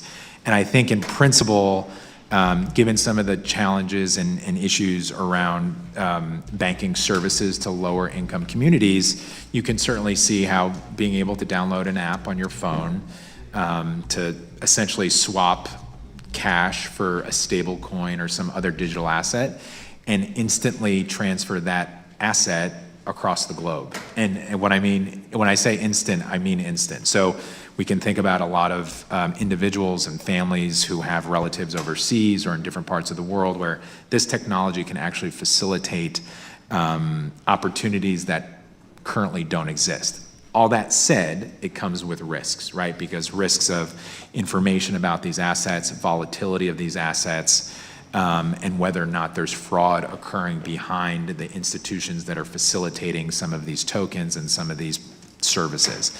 And that's where I think a disclosure regime is critical, customer education regime is critical, and ultimately, I think to your point, more examination by the agency in partnership with other agencies to see what are in fact the use cases. Are we seeing a development in this space that is helping and supporting financial inclusion, or is it in fact just a mirage, and are we not seeing it? And I think we shouldn't dismiss it, but we also shouldn't embrace it as a success story quite yet. So we can do things at the agency level, and certainly would like your support to do more work so we can really figure out what's behind all this and make the best of it. Yeah, thank you. And maybe I could take a little bit of a deeper dive on this topic. And I appreciate in your testimony you allude to this. We need to be doing more studying around this to really learn more of the facts, the hard facts around this and what the real results have been. But could you explain a little bit more in detail about who these populations are and how any legislation in this space should address this dynamic to ensure that these populations are protected? Thanks, Congresswoman. I would say that what we're seeing, and there are statistics, you pointed to some of them, there have been some studies And it is low-income communities, it's racially diverse communities that, are living in traditionally underbanked areas. And as I said, find these tools that are being facilitated by technology much easier to have access to. So much of the discussion that we're having today is about barriers to access and really a reduction in access to financial markets and banking services, because it really is just a phone as opposed to having to go to a bank, which may or may not exist in your community, and then to provide a credit score and information and an address and financial history. All of these requirements that we have in our traditional system can act as barriers for individuals who don't have credit history to have a banking account. This eliminates many, if not all, of those barriers. So again, there's an optimistic way to view this, but I think with high caution, because with all of these opportunities comes risks, and we have to focus on these vulnerable communities, which tend to be the ones using these banking services or these technologies for these types of services. Thank you. I really appreciate that. And I will yield back my time. Thank you. Chair recognizes Mr. Lamalfa for 5 minutes. Thank you, Mr. Chairman. Thanks, Mr. Behnam, for being here. Now, currently, what we see under the National Futures Association is a set of requirements and regulations that are already in play, that they're used to. But in the discussion we're having here, that the CFTC would become subject to new requirements for all digital commodities, et cetera, registered with CFTC. So it would risk disclosures to customers and conflict of interest requirements. So these would be new to the digital asset industry coming from CFTC, but they're not. They're current with futures. So how does it actually work these days? How well is it working with CFTC, working with the Futures Association as a parallel towards what it would look like for digital commodities? Thanks, Congressman. I think in principle, we want to replicate, and I think the draft bill does a good job in this, in replicating what we do now in our traditional markets. And to your point, we work closely with the National Futures Association, which is our self-regulatory organization and a body that, as I've said before, acts as a more direct intersection with investors and with market participants, whether retail or institutional. And it's all of these attributes that you mentioned, whether it's disclosures about assets and risks of loss, conflicts of interests, AML or KYC, and it's anti-money laundering and know your customer. These are core components of markets and information that an investor should and needs to know, and has been built over decades because of experience and often because of fraud and learning from fraudulent activities. So it's these core principles, or it's this base layer that we know works, we know protects markets, creates resilient markets, and creates information flow to investors that allows them to make informed decisions. And what we want to do, in essence, is cut and paste that same layer into the digital asset market. Now, do you see any issues with it applying towards a completely different style of market? Is it, you see it readily adaptable? Well, I feel like it's adaptable, but we will certainly have to take a look and make sure that we make appropriate tweaks and adjustments to reflect the unique nature of digital assets. And you think the relationship CFTC and NFA would work well together to meld those?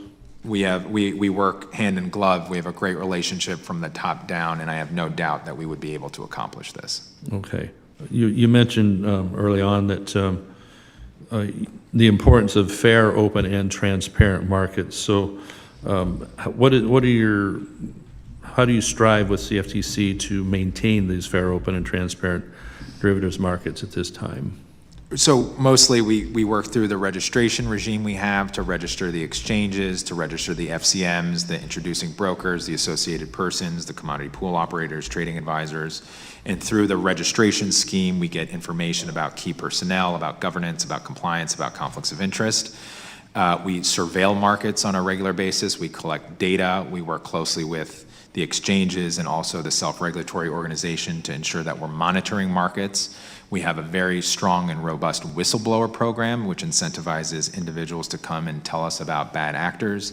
And ultimately, we use the civil enforcement authority we have through our enforcement division to create, of course, disincentives and hopefully an incentive to act within the bounds of the law. So comprehensively, the regime focuses on registration, surveillance, and enforcement, among other things, which focuses on a number of things around cyber, compliance, governance, as I mentioned. And I think in sum, this has worked well for our markets and can be replicated in the digital asset market. If CFTC had full regulatory authority over the spot market for digital, how would that have helped with consumer protections when we go back to this FTX issue for, segregation of assets that would have been important? Yeah, and Congressman, it's a great question because as I've articulated, I look at what happened to LedgerX, which was an FTX entity or affiliate entity, 132 bankrupt entities in the FTX entity, and John Ray, who's the CEO of FTX now, has said that LedgerX has responsible management, valuable franchise, and was recently auctioned for $50 million.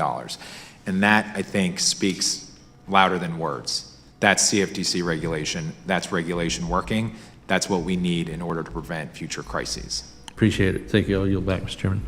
Before I recognize Mr. Jackson, I want to just tell you, I'm showing Mann, Moore, De La Cruz, Duarte, and Rouser in the order on the other side. Mr. Jackson, you're recognized for 5 minutes. Thank you, Chairman Thompson, in your absence. Thank you, Ranking Member Scott.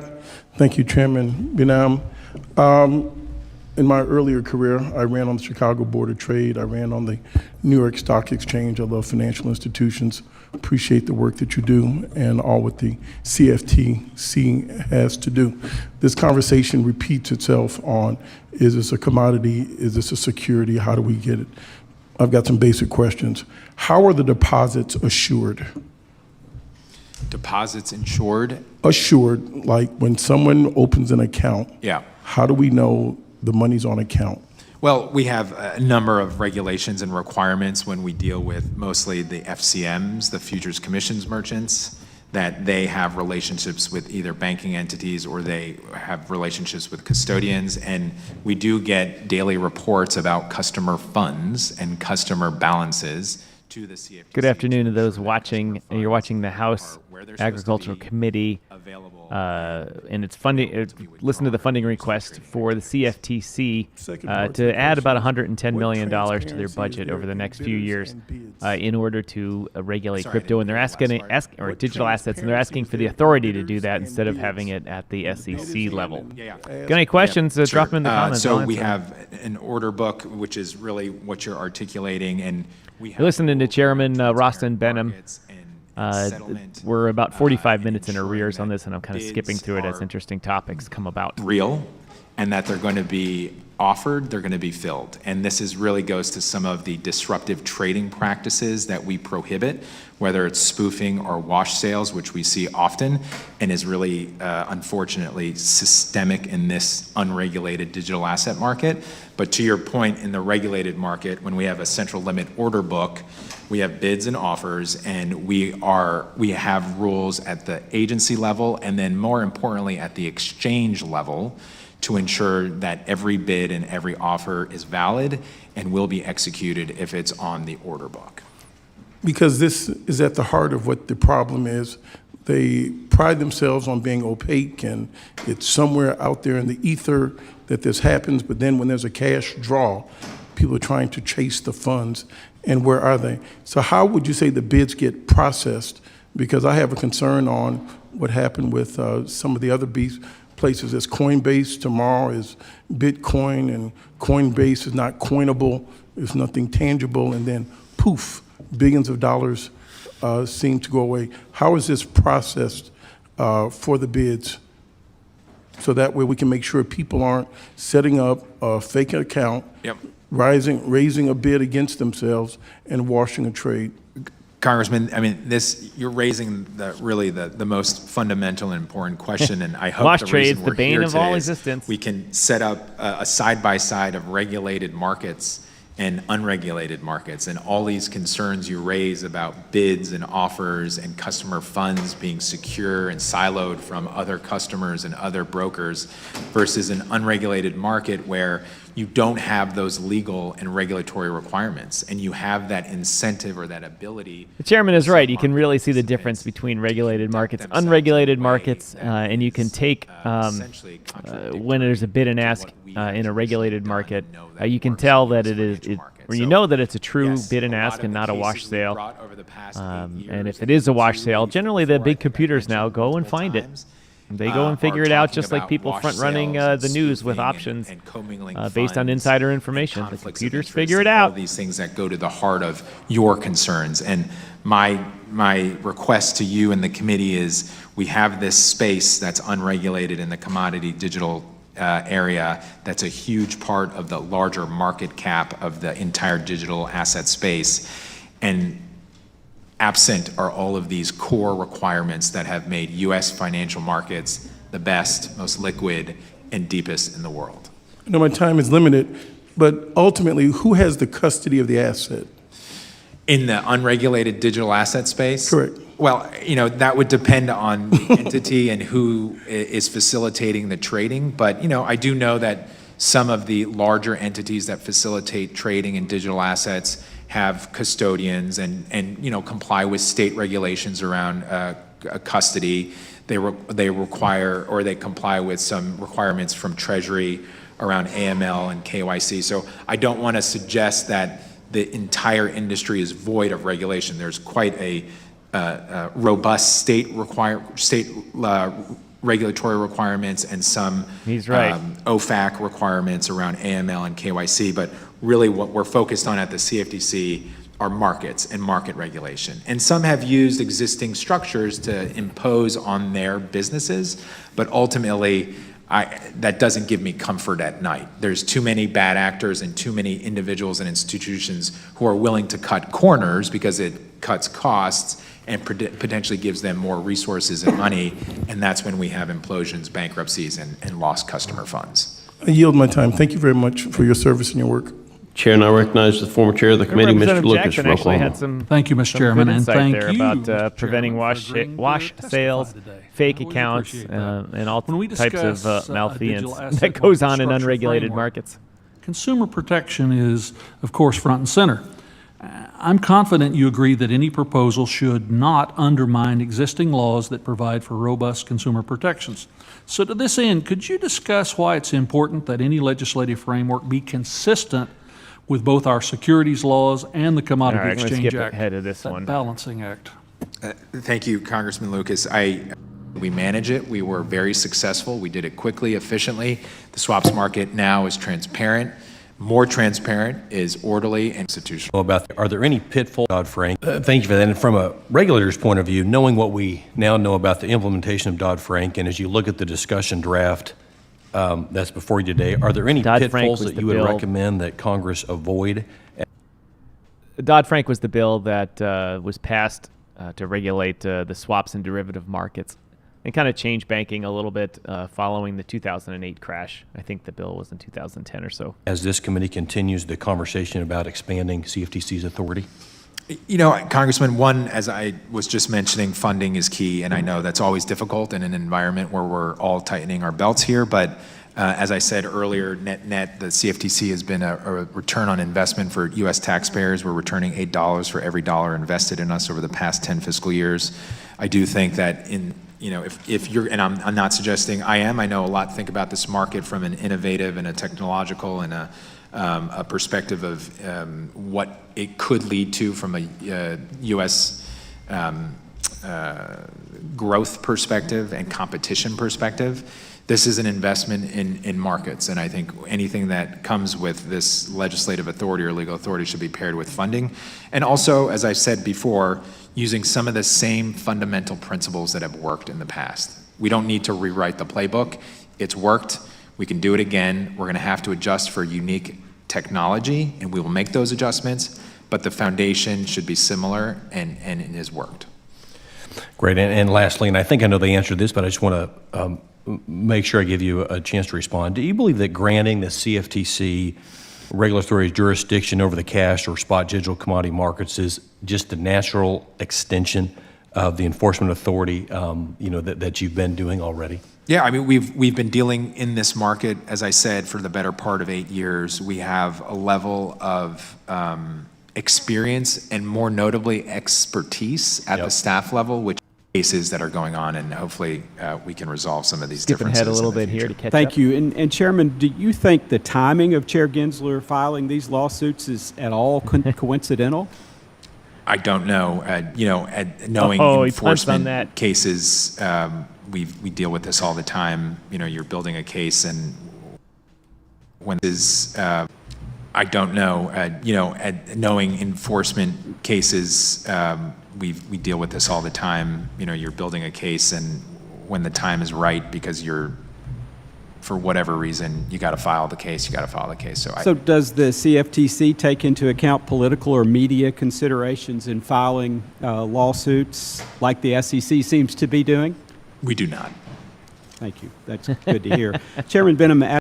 A very interesting topic that I'm going to take a moment to tweet about here. Representative Rose asked if the CFTC takes into account political leanings or timings for media into account when filing cases, and Representative Behnam said absolutely not, as opposed to we all can clearly see what's going on with the SEC and how they file theirs, and that the Binance and Coinbase hearing or filings went out before this hearing, in which the House is going to vote. If successful, the House will vote on funding the CFTC to, in essence, take away this authority from the SEC. And frankly, if I was the SEC, I would let them have it. I would say, why do we have to control everything? Why do we have to do that? Let the CFTC handle it. They're good at these spot market transactions for commodities and things like that. Let's make tokens and all that stuff, just tradable property and commodities and stuff like that. Why do we need to do it? And the SEC's doing it. Why? Because of something we linked to earlier, and they said in which the CFTC gets a congressional appropriation for its budget, and then any of the fines that they get does not go to the CFTC. It goes back to the U.S. General Treasury, whereas the SEC fines people and takes that money, and then they get to use that for their budget. And that's why the CFTC has a small department and not very luxurious, and the SEC has a massive building and fleets of employees and all types of things going on, and more of a luxurious lifestyle, as we say. And that's the difference. And they take into account politics and timing and all that so that they can earn their money by fining companies. And they just hit two of the biggest ones, Binance and Coinbase, and they're probably going to ask for $500 million each from them out of them to settle everything. And then they'll have $1 billion to fund their operations next year. It's a basically legalized extortion. At our joint hearing with the Financial Services Committee, Ranking Member Waters stated that both the SEC and the CFTC are aligned on the fact that the SEC is the regulator to determine if crypto assets are securities, and the SEC has made clear that nearly all crypto assets, in their view, are securities. Chair Gensler has declined to say, however, whether Ethereum is a security or a commodity, and that everything other, quote, everything other than Bitcoin, close quote, falls under securities laws. Chairman, is Ethereum a commodity or a security?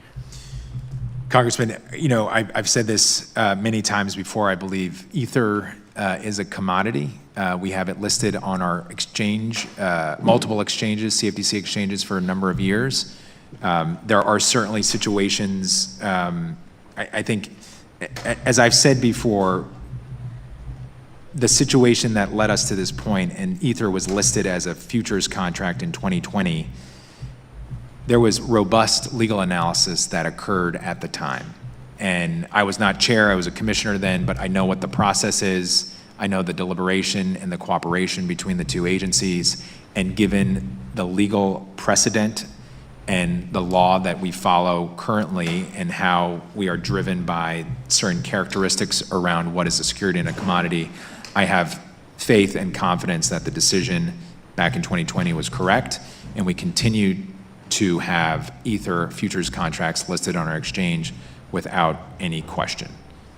Thank you. Chairman, do you... Another great topic there, ladies and gentlemen. Another great one in which Chairman Behnam was asked, is Ethereum a commodity or a security? And he clearly said it's a commodity, and these are the reasons why. It's traded on an exchange, and multiple exchanges, and he gave a whole host of other ones I was typing. I'm going to go back and listen to that. And it's clearly a commodity. Do you believe requiring registered... Without getting into details about the specific tokens you raise, I'll just say this is the reason we're here. You know, there is confusion, there's uncertainty, and without getting into interpretation. Today, the SEC also filed a lawsuit against Binance. In each of the two filings, the SEC argues that Solana, Cardano, Matic, Filecoin, Sand, and AXS are all securities. Do you agree with Chair Gensler's assessment that these tokens should all be classified as securities? Congressman, I'm going to ask you that I'm not going to answer that question, and I do it out of due respect just because it's active litigation and I want to be mindful of ongoing litigation. Certainly there are components of mindful of answer. Unregistered securities, similarly, If we can. Ranking Member Scott, all the news this being unregistered securities. In each of the two filings, the SEC argues that Solana, litigation of interpretation about what constitutes but we go back to the Ethereum can result. You know, knowing enforcement cases because the CFTC take into account political or media considerations in filing lawsuits like the SEC. Behnam, at the SEC and the CFTC are aligned on the fact that the SEC is the regulator to determine if crypto assets are securities, and the SEC has made clear that nearly all crypto assets, in their view, are securities. Chair Gensler has declined to say, however, whether Ethereum is a security or a commodity, and that everything other, quote, everything other than Bitcoin, close quote, falls under securities laws. Chairman, is Ethereum a commodity or a security? Congressman, you know, I've said this many times before. I believe Ether is a commodity. We have it listed on our exchange, multiple exchanges, CFTC exchanges, for a number of years. There are certainly situations, I think, as I've said before, the situation that led us to this point, and Ether was listed as a futures contract in 2020, there was robust legal analysis that occurred at the time. And I was not chair, I was a commissioner then, but I know what the process is. I know the deliberation and the cooperation between the two agencies, and given the legal precedent and the law that we follow currently and how we are driven by certain characteristics around what is a security and a commodity, I have faith and confidence that the decision back in 2020 was correct, and we continue to have Ether futures contracts listed on our exchange without any question. Thank you. Chairman, do you believe requiring registered entities to disclose greenhouse gas emissions may fall under CFTC statutory authority under the Commodity Exchange Act? No. Thank you. Good answer. Chairman Behnam, at the SEC, Chair Gensler has insisted that digital assets' legal status depends on individual facts and circumstances, and that projects should come in and talk to the SEC to identify a path towards compliance. Only about 4 crypto projects have been able to come into compliance as defined by the SEC. Chairman Behnam, is there a path towards compliance at the CFTC for registration, specifically for exchanges, and what does that look like? Well, there is a path for exchanges as it relates to derivatives, so futures, options, and swaps, and we historically and continue to do our best to facilitate either incumbent exchanges from listing digital asset derivatives, or even newer exchanges from registering an exchange and being able to list these contracts. I stand by what we've done historically in the past, and I think we've created a system where we engage, we're transparent, and to the extent that we can, we facilitate a path forward for registrants. Gentleman's time. Thank you, Chairman. Chairman. I recognize Ms. Crockett for 5 minutes. Thank you, Mr. Chairman. And thank you, witnesses, for your time. First, I just want to express my concern for the process that produced the discussion draft of this cryptocurrency regulation bill. For months last year, House Democrats held hearings to build understanding and establish a consensus around the regulatory gaps with this emerging technology. Then House Republicans continued this work in a bipartisan fashion, capping off months of work with a fact-finding subcommittee hearing on the issue. So far, so good. Unfortunately, now we are holding a full hearing to discuss so far off monthology, establish a consensus for months. Thank you, witnesses. For 5 minutes. Thank you, Mr. Gentleman's time. Thank you, Chairman. Chairman. I recognize Ms. Crockett for 5 minutes. Time with this in fashion, capping off months of work with a fact-finding subcommittee hearing on the issue. So far, so good. Unfortunately, now we are holding a full hearing to discuss a highly technical bill almost half the committee saw for the first time at the end of last week. This is not how the Ag Committee is supposed to work. I sincerely hope that this committee can return to its bipartisan traditions and that we engage in meaningful hearings that address the concerns many of us have. It is essential that a bill addressing these regulatory gaps is passed this Congress. Just today, the SEC sued Binance, demonstrating the urgent need for this regulation. In addition, blockchain technology in general and its fintech applications specifically hold so much promise that we are missing out on. There is a bipartisan consensus that government regulation is what is needed to create jobs, build wealth, and protect our constituents. Sadly enough, one hand doesn't seem to know what the other is doing. I'm referring to the fact that while everybody in here agrees on the need for this regulation, and we have heard from the testimony that this requires more funding, that is precisely the opposite of what our colleagues on the Appropriations Committee did. As we are putting more on their plate, the Appropriations Committee has cut their budget by almost $9 billion, down to the lowest level since FY 2006. To be clear, we are asking the CFTC to take on a whole new regulatory process while simultaneously cutting their budget by 33%. So my first question is, what the impact would be if the current budget were passed and the agency was asked to take on these tasks with equal or lesser funding, particularly the impacts on consumers and the industry? Thanks, Congresswoman. Focusing just even on our traditional markets, if our funding levels were to drop from $365 million to $345 million, given increased costs, given increased level of, I would say, participation from new registrants and new entrants into our markets, it would be extremely difficult and, quite frankly, and I've used this word before, devastating to the agency. All right, we're going to skip through this. This is all that we're all facing in terms of, as I said, increased costs. We'd probably have to furlough quite a now. I see is for every continue to. Mr. Behnam, you mentioned in your testimony, and it was also brought up in the subcommittee, the potential of creating an independent funding source for administering these regulations. Could you expound upon how such a model could fit into this bill? Thanks, Congresswoman. We are the only financial regulator to not have a user fee-based system. Mixed up those letters there.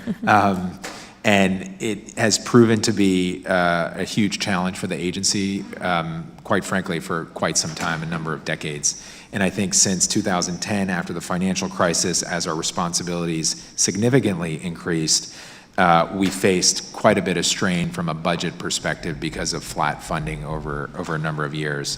So I think with respect to this new authority, it would be very important for this committee and the Congress to consider a user fee-based system where it would essentially be a fee-for-services system. So those who are registered with us would have to pay a proportional fee over the course of a year to fund the services that we provide. Thank you so much. And with that, I'll yield. Thank you. Chair now recognizes Mr. Finkstra for 5 minutes. Thank you, Chairman Scott and Ranking Member Scott, and I want to thank Mr. Behnam for being here today. Thank you. I find this conversation so fascinating. I was a professor teaching business courses at a university several years ago. She fell.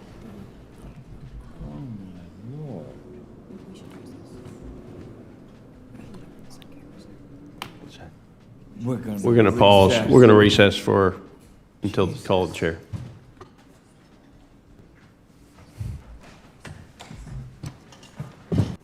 We're going to pause. Business courses at a university several years ago. I was a professor teaching business courses at a university several years ago. She fell. Years ago, I find this conversation so fascinating. I was a professor teaching business courses at a university several years ago. Business courses at a university I was a professor teaching business courses at a university several years ago. I was a professor teaching business courses at a university several years ago. Oops. She fell. All right, well, that's not that's she tripped. That's a terrible thing to happen on live television. We're going to pause. We're going to recess around to the industry until the call of the chair. Anyway, we'll step up and see where we. Thank you again, Chairman Scott and Ranking Member Scott, and obviously thanks to our thank you very much for being here, Mr. Behnam. Greatly appreciate it, your testimony. As I was noting, I taught at a university teaching business classes, and what I'd do in the morning is I'd talk about the events of the day. And at one point, I know we were talking about cryptocurrency, and it was valued at 2.5 trillion or 3 trillion. Obviously, the value today is probably, as of March, I think it was 1.1 trillion. And I've always thought back of all these kids. These kids were so fascinated and so intrigued by cryptocurrency. I know a lot of them were using or buying it. And there's just something that I worry about how that all went. In 2009, obviously, when crypto started, imagine that, and moved on. All right, we're going to skip ahead of this. At the same time, some of these larger crypto exchanges that trade these. As you point out, heard a lot from the is CFTC. the right decision to ensure safety and soundness in these markets and protecting customers. So that being said, just a moment ago, I asked you the question about if there was no need for the CFTC to play an oversight role, and you said you did not agree with that comment. So let me ask it to start as a security initially and then transition to a commodity. I do. All right, very good. Do you believe that Congress should be the driving force in enacting clarity in this space, or the SEC? Given the nature of the markets that are evolving and changing and growing, I think Congress should have a hand in sort of dictating the future of policy in this country. I would agree. Do you believe it's necessary to save digital asset innovation and let it prosper here at home instead of going overseas? Of course. Absolutely. And do you believe that regulatory coordination between your agency, both in the CFTC and the SEC, is possible? Of course. Do you have a good history of doing this? We have a long history of working closely with the SEC, and I have no doubt we'll continue to do that. And I think working together on this, you guys have proven a pathway to be successful. What I do not want to see is one agency taking the lead for its own intent before the actual legislation comes to we know the where floor. Mr. Nunn So with that, Mr. Chair, I lies really on this. appreciate He doesn't the want the opportunity SEC to take the lead on it and get all the glory for it. He wants his committee to regulate where it should be. I recognize the gentlewoman from Florida, Kat Kamek, for 5 minutes. Well, thank you, Mr. Chairman. Thank you to our witness for being here today. Let's see where Kat Kamek comes in on the side we'll have of to do this head game real fast. Zach, duck. We'll jump right into it, and actually would like to do a follow-up talking about the jurisdiction issues that we have between the SEC and CFTC.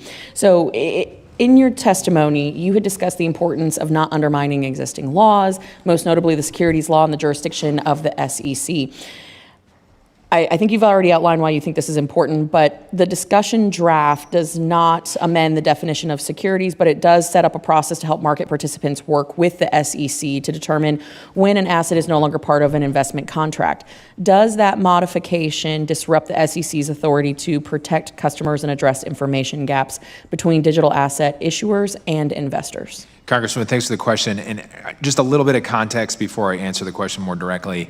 And I said this earlier, we're not here because we're trying to, this is not a zero-sum game. And what I mean by that is if this committee and the Congress were to provide the CFTC with more authority over the cash commodity markets, we're not pulling that authority from another agency, the SEC or otherwise. It doesn't exist. There's a vacuum.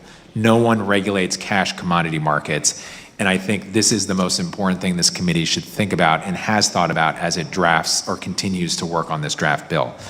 As it relates to the SEC, I was very intentional. To the looks like they're in recess here, and we're going to come back with the testimony from Coinbase. Acting Chairman of the Commodities Future Trading Commission. Against your fourth thing.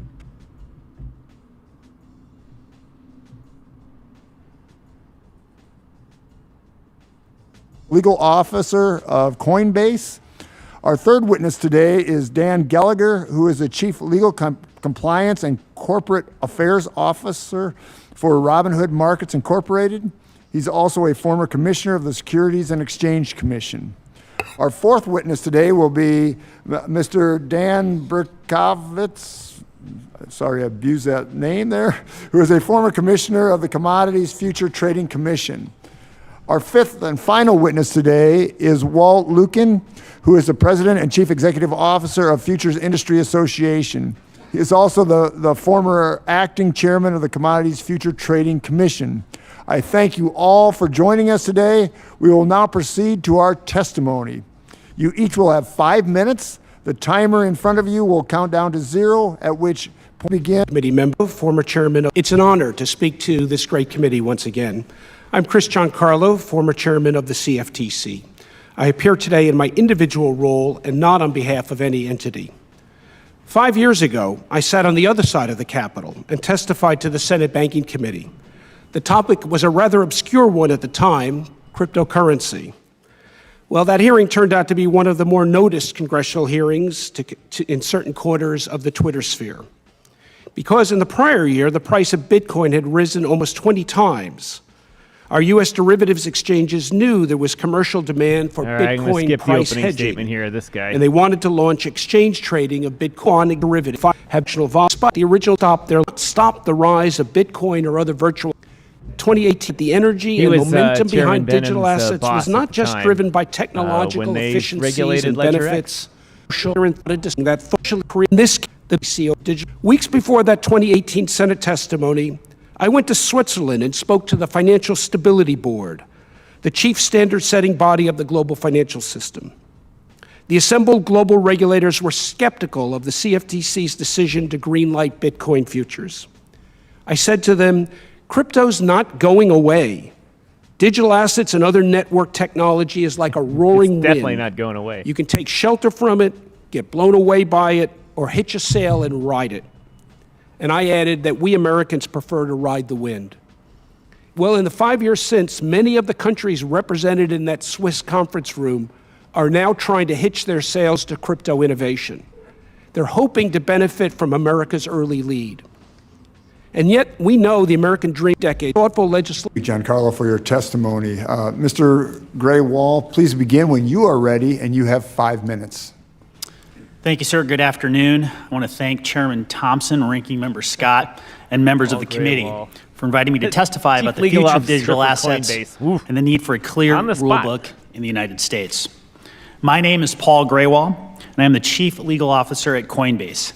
Coinbase was founded in 2012 with the goal to be the world's most trusted Our mission, we enable millions of consumers, institutions, Exchange Commission, and mentioned earlier. It's disappointing, but not testimonialations of clear rules. Companies' most rules for the road to be developed transparently and applied equally, not litigation. Despite today's complaint, we will continue to operate our business as usual. For today, there are three main points I would like to highlight. First, the United States is falling behind.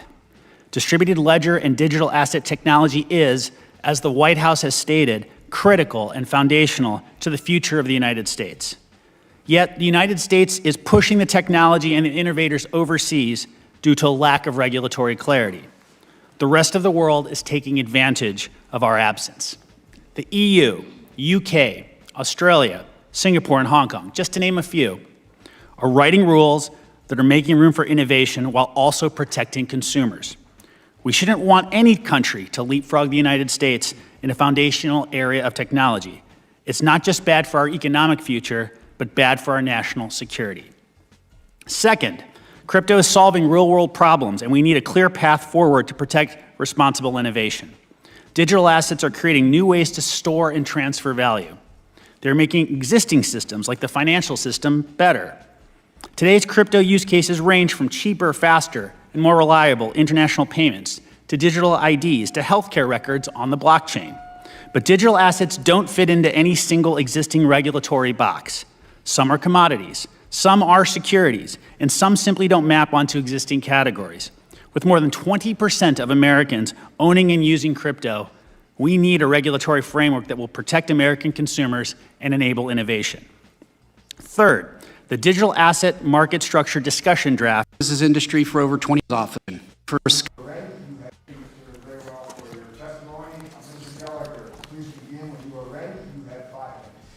thank you. Chairman Thompson, Ranking Member Scott, Chairman Johnson, and Ranking Member Caraveo, and members of the committee, thank you for inviting me to testify today on the important topic of digital asset regulation. My name is Dan Gallagher, and I'm the Chief Legal, Compliance, and Corporate Affairs Officer at Robinhood Markets. I've worked in the financial services industry for over 25 years and served as a Commissioner of the United States Securities and Exchange Commission and as Deputy Director of the SEC's Division of Trading and Markets.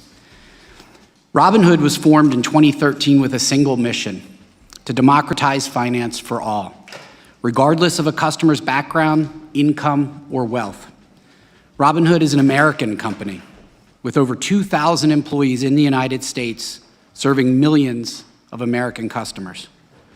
At Robinhood, we pioneered a commission-free, no account minimums investing model that has helped open the stock market to tens of millions of new retail investors and save them billions of dollars. We've also worked to democratize access to other corners of the financial markets.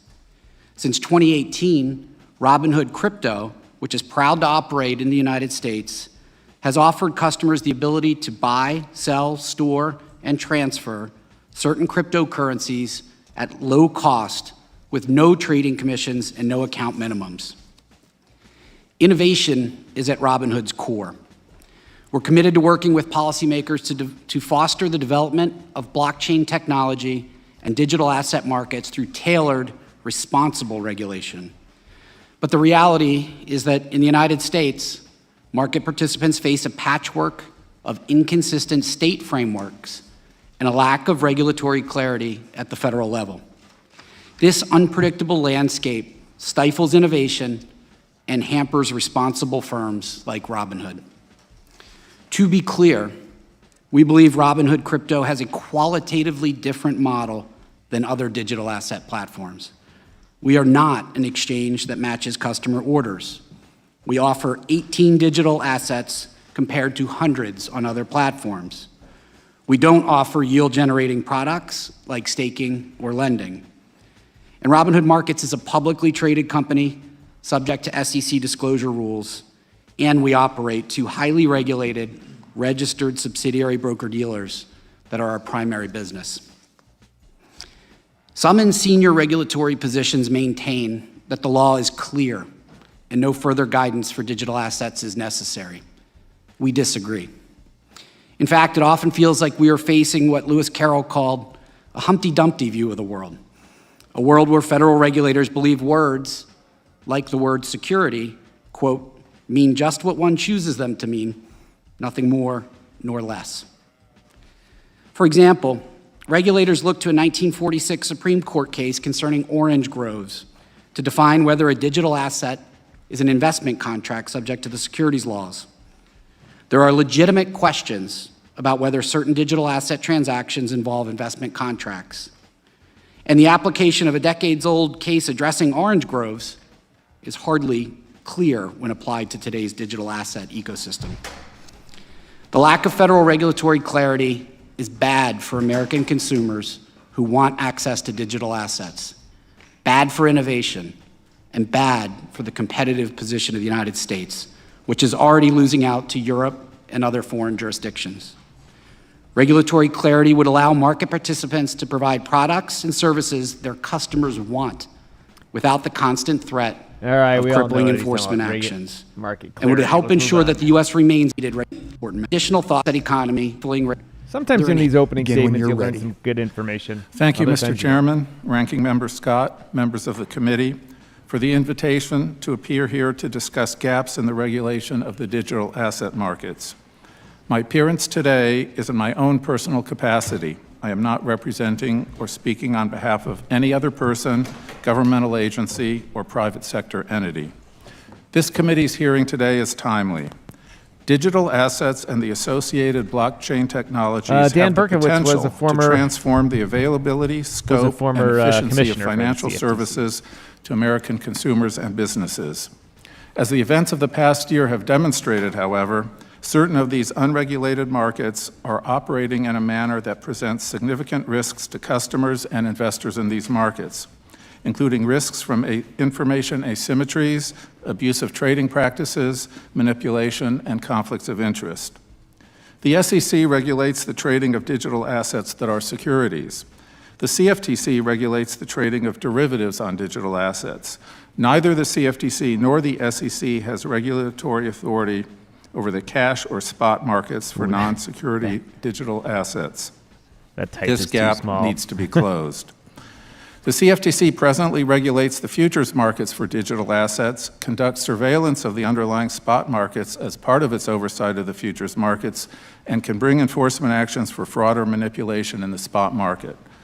Providing the CFTC with regulatory authority over these non-security spot markets would leverage its current enforcement authority and surveillance program. All right. Legislation to provide the Let's move on to the CFTC with questions. regulatory authority over these markets Oh, wait, we should got one more require minion that here. You are ready. You have 5 minutes.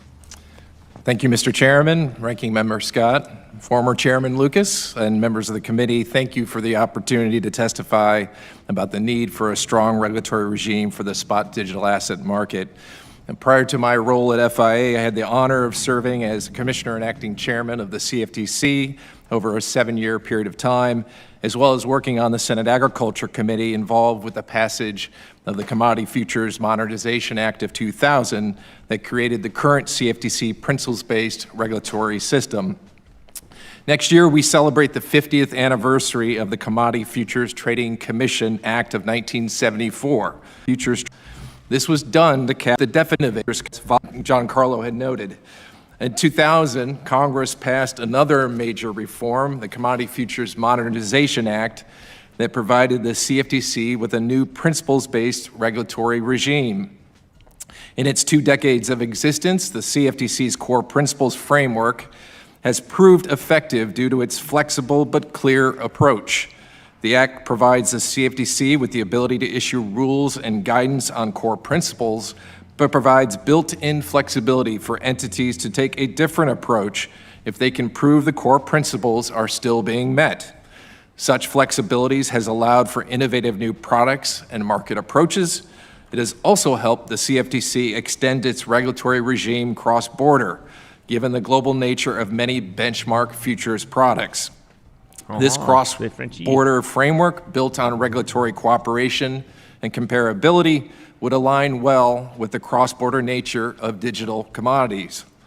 The CFTC also has a strong track record of protecting customer funds and stamping out fraud and abuse affecting retail customers, which could benefit the spot digital asset market.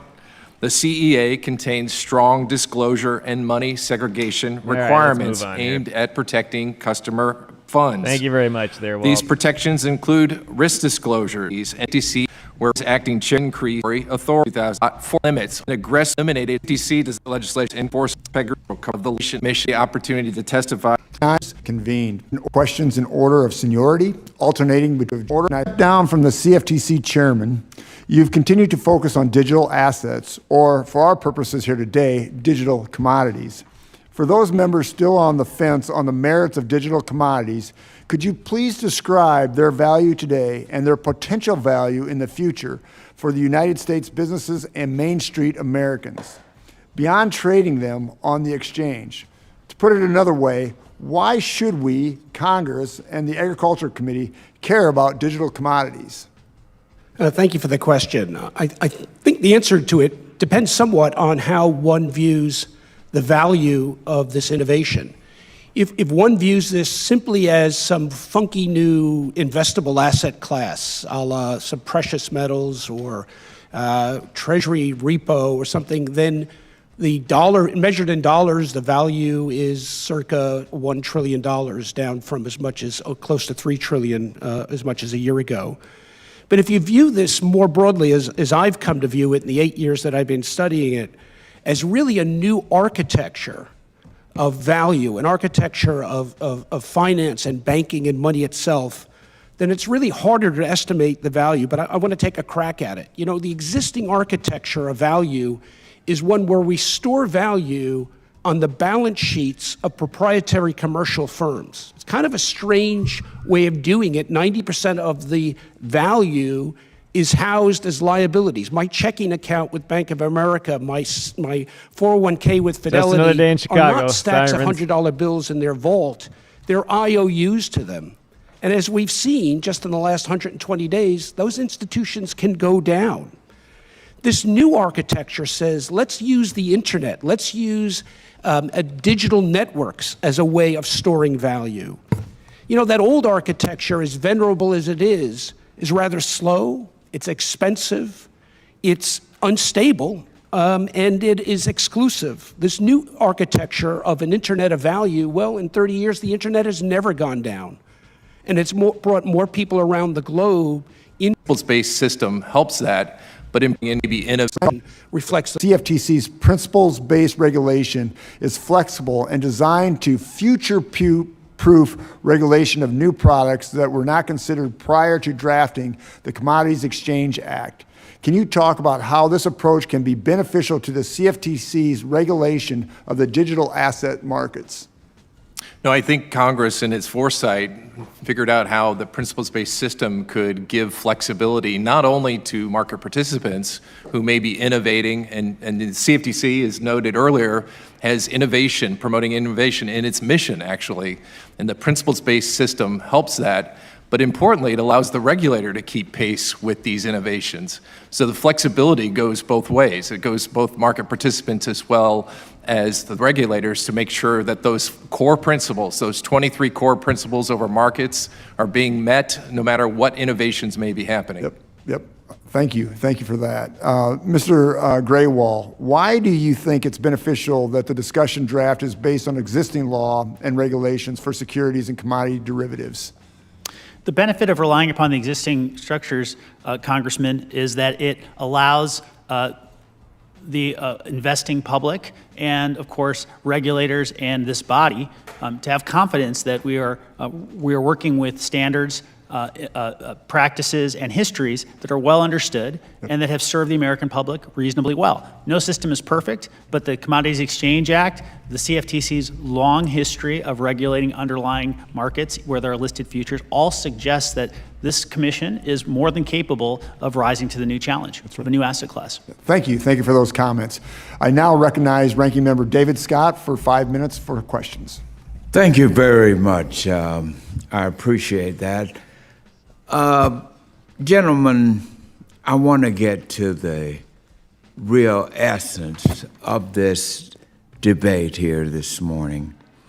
It's Mr. so David important Scott, get to it. for us to find out what all this is going to cost to do what it is we're here discussing to do with this emerging digital assets. And so in my 5 minutes, I want to hear from each of you as to what amount of funding is all this going to take to do it impactfully. We got our users here, and we got our SEC and FTC, whom I've worked with for my 21 years on this body. Give us this. This is the missing piece in this whole debate. What about the funding, SEC and CFTC, and to the users, is it going to work? How it's going to work? Mr. Lucan, let me start with you, and I want to hear from each of you, and I think I got about 4 minutes left, so please. No, I would be very simple and say that the CFTC needs appropriate funding to make sure we're taking on these markets.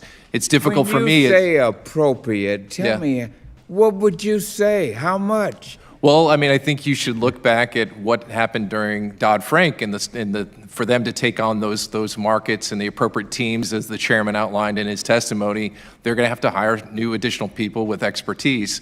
I would say that the market, although it's enormous, the legislation consolidates a lot of this regulation into entities, or either exchanges or brokers. I hate to interrupt the guy just wants to know how much, 100 million, 200 million, whatever. But you've been around. The bulk of this is going to fall on the CFTC, I'm sorry. How much?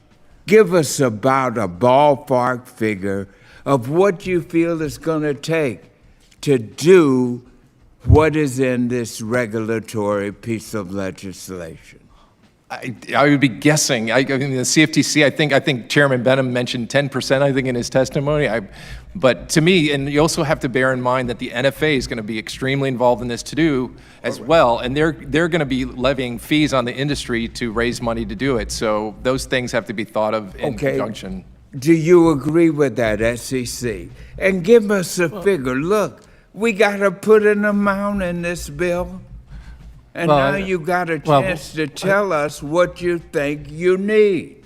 Tell us. Yes, I can't speak for the SEC. What this bill would do, one of the things that would shift a lot from the SEC to the CFTC over certain types of assets that are now considered securities would be, under this bill, would be digital commodities over under the CFTC's jurisdiction. So I would think Chair Behnam's $120 million over 3 years would be at least as much as you would need, because this is a substantial that's a good point. 120 million over 3 years is 40 million a year. In government land, that's not much. Government employees are expensive.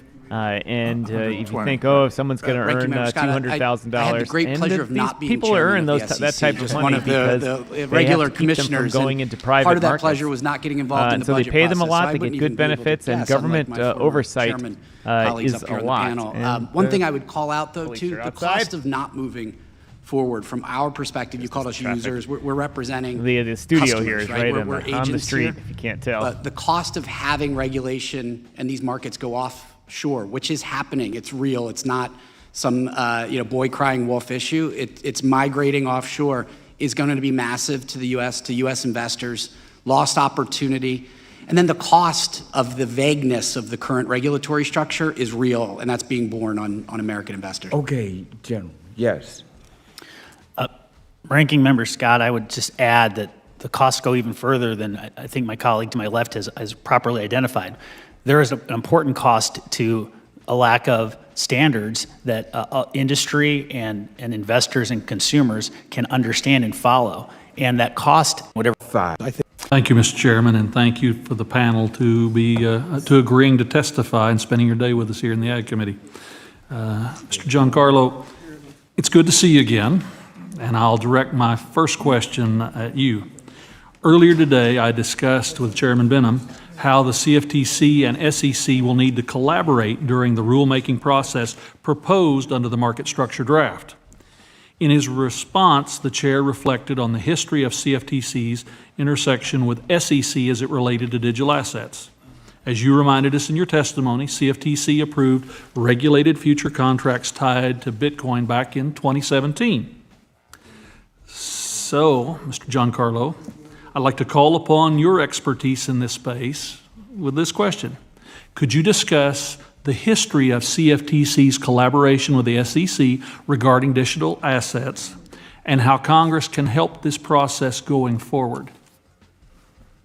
Share us your scars and calluses. Thank you very much. It's good to be back in the saddle once again before you in this great committee.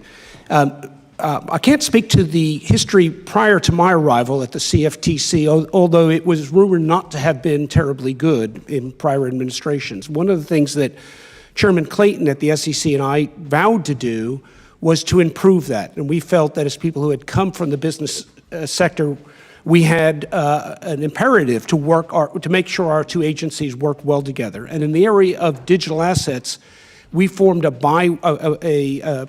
ad hoc working group between our two agencies that met roughly every 2 weeks to go through innovations in digital assets, thoughtfully, intelligently, with no particular agenda to get anything done this month or next month, but to work through the emerging issues. And the very first one we focused on was Bitcoin. And that support that we had from the SEC at the time in 2017 allowed us to move forward with the decision to greenlight Bitcoin futures. So the collaboration between the two agencies was very important. At the end of my 5-year term, I met with Chairman McHenry, and he asked me to reflect on those 5 years, and I mentioned the work that the two agencies had done together.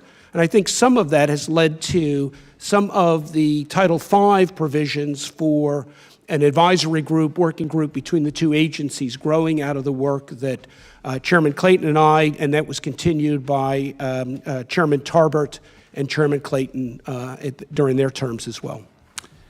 It's already been discussed at this hearing that other jurisdictions, such as the European Union and Japan, have frameworks for digital assets, and countries like the United Kingdom are working towards their own regulations.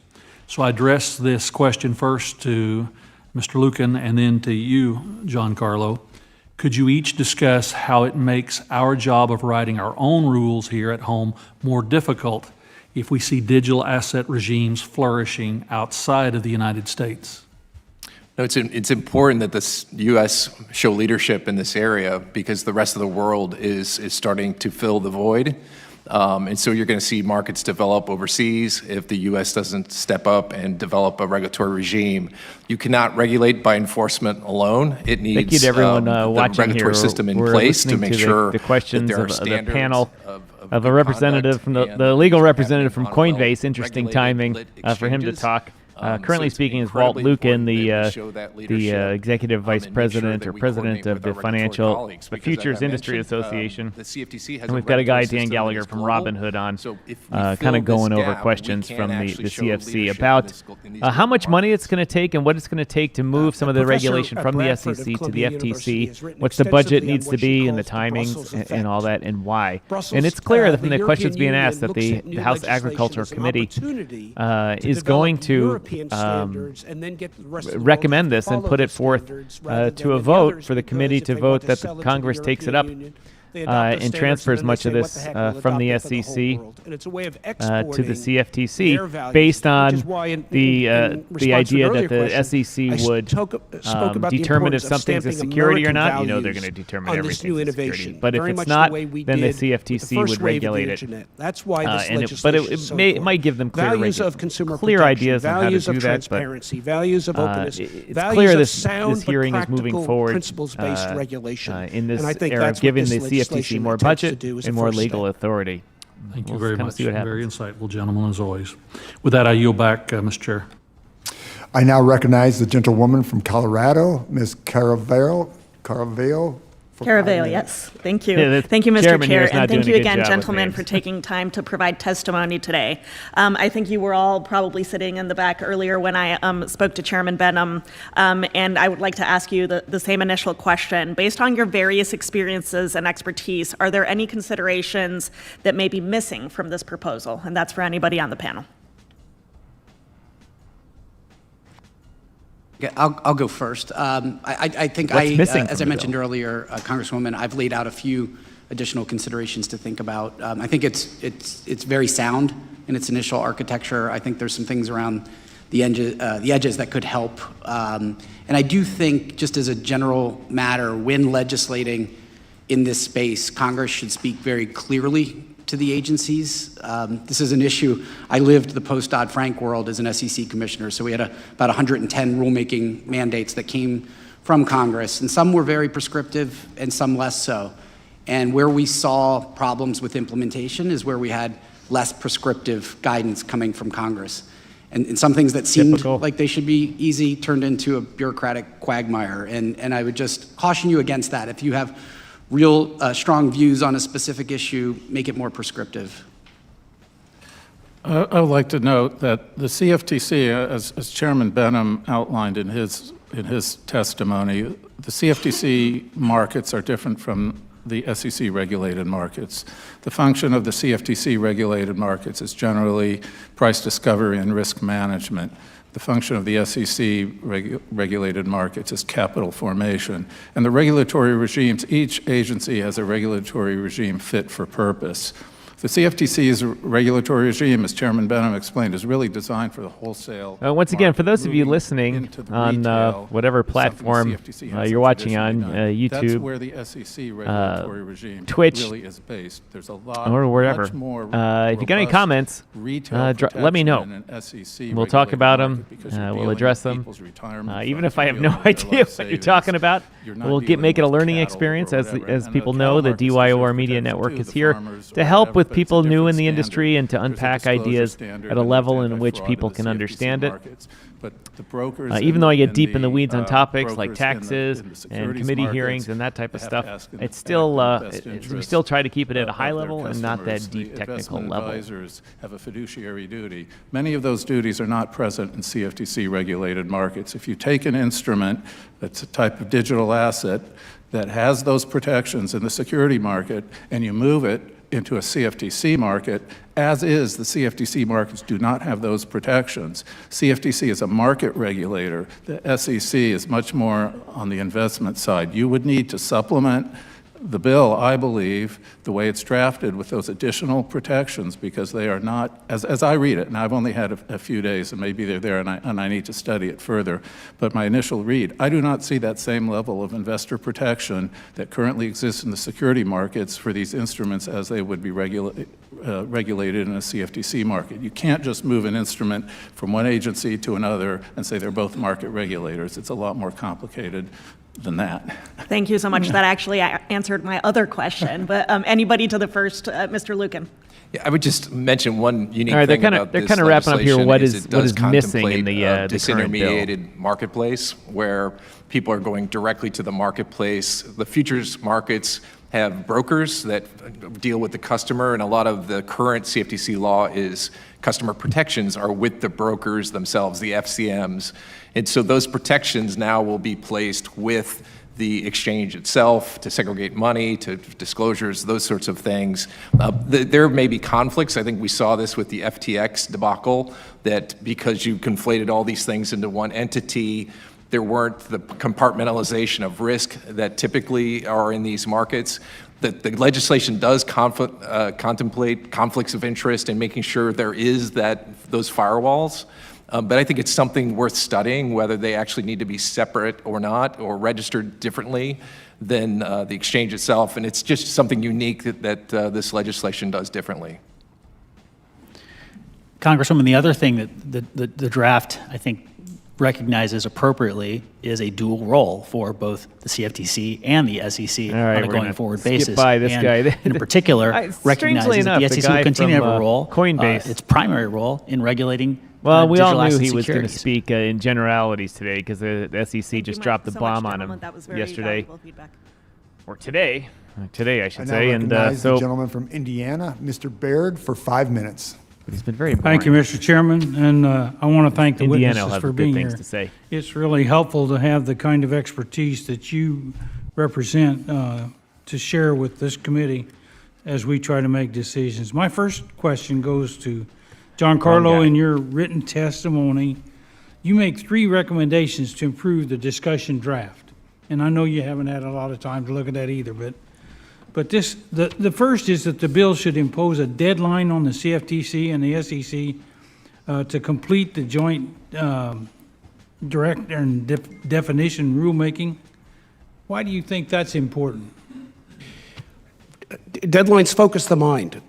deadlines focus the attention of the staffs. That's a good point. Deadlines They need to have a deadline for force regulation. organizations to marshal the resources necessary. Let's skip ahead. Regulatory sphere.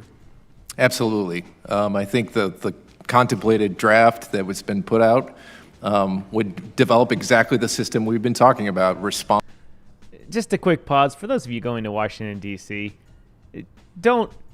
When you get older and you think you need to be a politician, don't go buy glasses that look like this.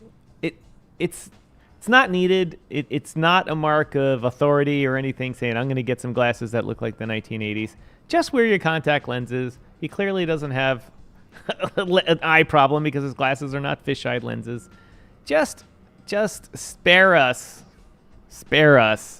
the look like saying, hey, I'm this important person and that I'm from Switzerland or something like that, so I must wear these glasses. It drives me crazy, although I'm the one wearing the glasses on my head. Responsible, principles-based regulation. And remember, competition is a way of policing the marketplace. It's the free market system policing itself, and that's what we want to unleash. We want to be referees to make sure there's a fair system here, but allow the competitors to compete, and I think this legislation would do that. My questions are really more around consumer protections, and they're really to any of the panelists. We're going to skip. Many past consumer protections. I don't think it's in the We've gotten past the guts of the bill here, so I think we're going to bring this one to an end. Market. It's a very, very telling question. The answer is no. There are a few coins. Well, let's find out what that question in the was. very recent Binance and Coinbase complaints that the SEC alleges are securities that are also available on Robinhood Crypto's platform. To the extent this allegation were proven to be true, couldn't you simply offer those tokens through your SEC-registered broker-dealer? Well, thank you very much for that question, Congressman. It's a very, very telling question. The answer is no. There are a few coins that have been noted in recent SEC complaints that we do trade on our platform. We are actively reviewing the SEC analysis to determine what, if any, actions to take in that regard.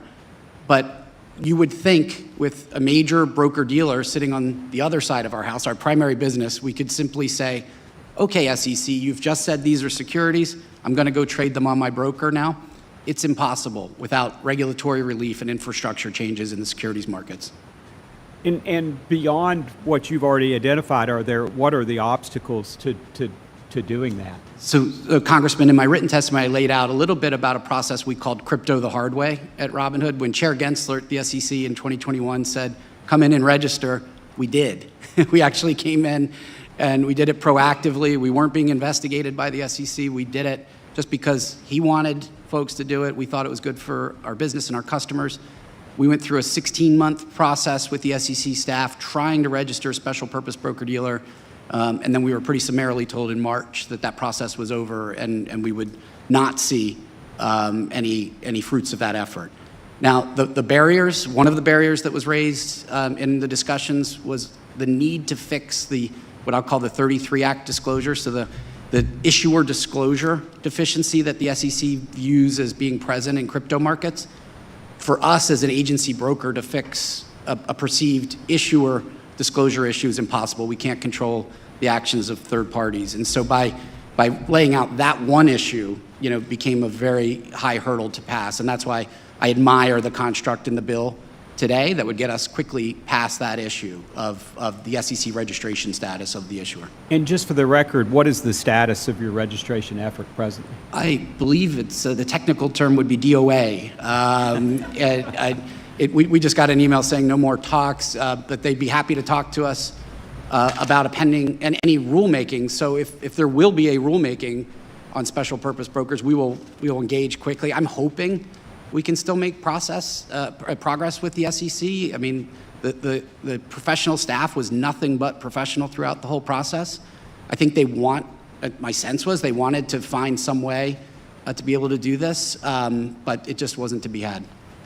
Thank you. I'm going to shift gears a little bit. In 2021, SEC Chair Gensler said regarding the regulation of digital assets, quote, there are some gaps in this space. We need additional congressional authorities to prevent transactions, products. All right, ladies and gentlemen, that's enough of the hearing. We've been listening to it for the better part of 2 hours now, almost 3 hours. I can't believe the time went that long.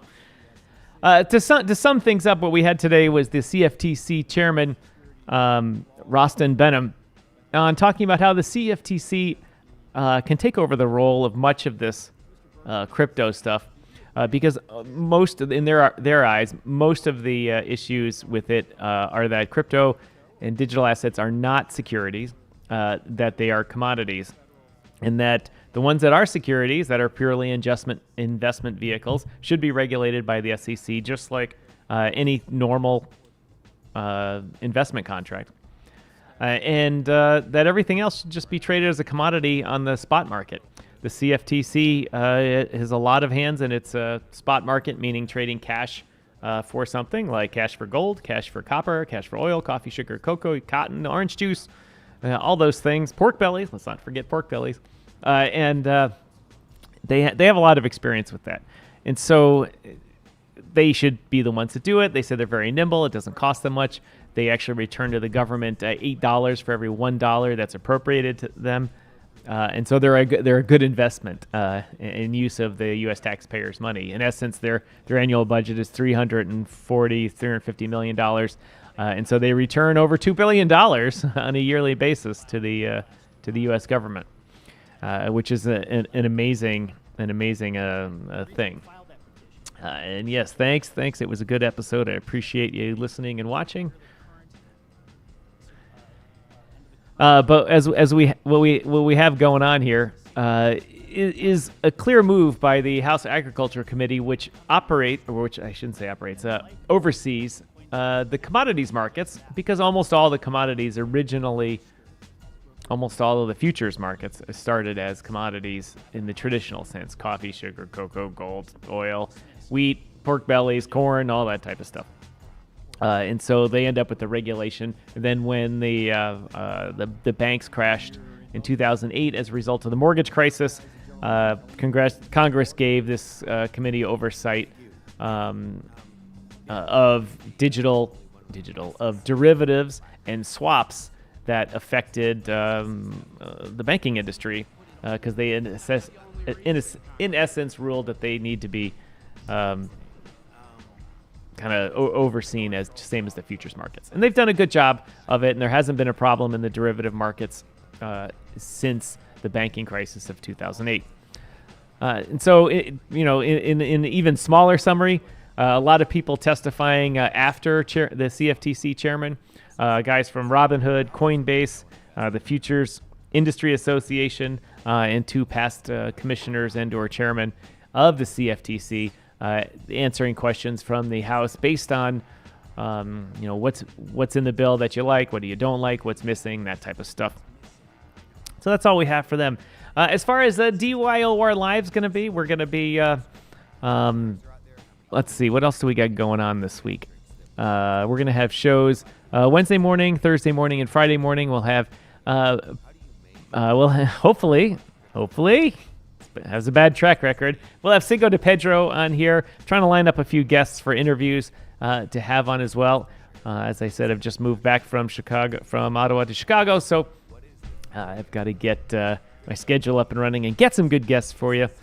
And we all know that these hearings aren't the best thing, but you learn a lot of great information from them on where the thinking is.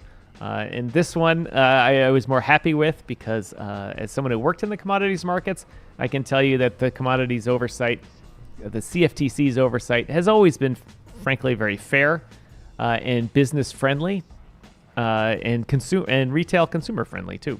One of the issues they spoke about was in the past that commodities and other things like this were meant just for wholesale, the big players to interact with each other. And now, because of the rise of the smartphone and smart contracts and all that type of stuff, retail investors can go out and buy commodities or things deemed as commodities, such as Bitcoin, and not have institutions in between them.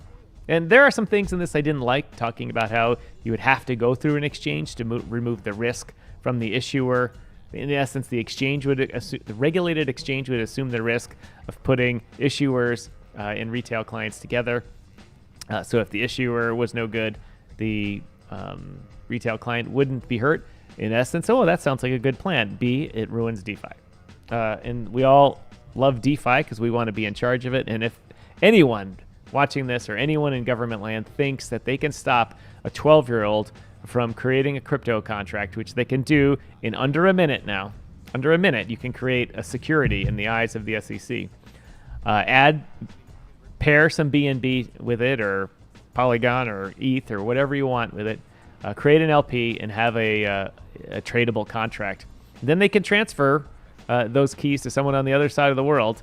They've, in essence, transferred a security across the world. A 12-year-old can do it. And in no market in the regulated world is a 12-year-old held accountable for anything. And they can create a $100 million contract. They can create the contract, and it could turn into a $100 million thing, and there's nothing you can do about it. I mean, if it was that easy to turn into a $100 million contract, I'd have like 20 of them right now and have $2 billion.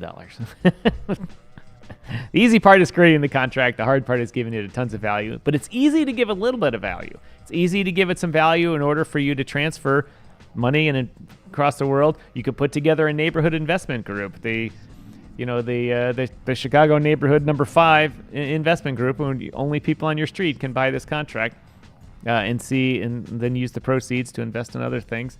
And it doesn't require any legal expertise at all. It doesn't require any financial markets expertise. It requires a 12-year-old using a website that creates a smart contract. And these guys don't understand this yet, and getting that message to them is very difficult. Anyway, that's all we got for today on the DYOR Media Network and DYOR Live. As they say, thanks for being here, everyone. I appreciate it. And I'll see you tomorrow. Be there.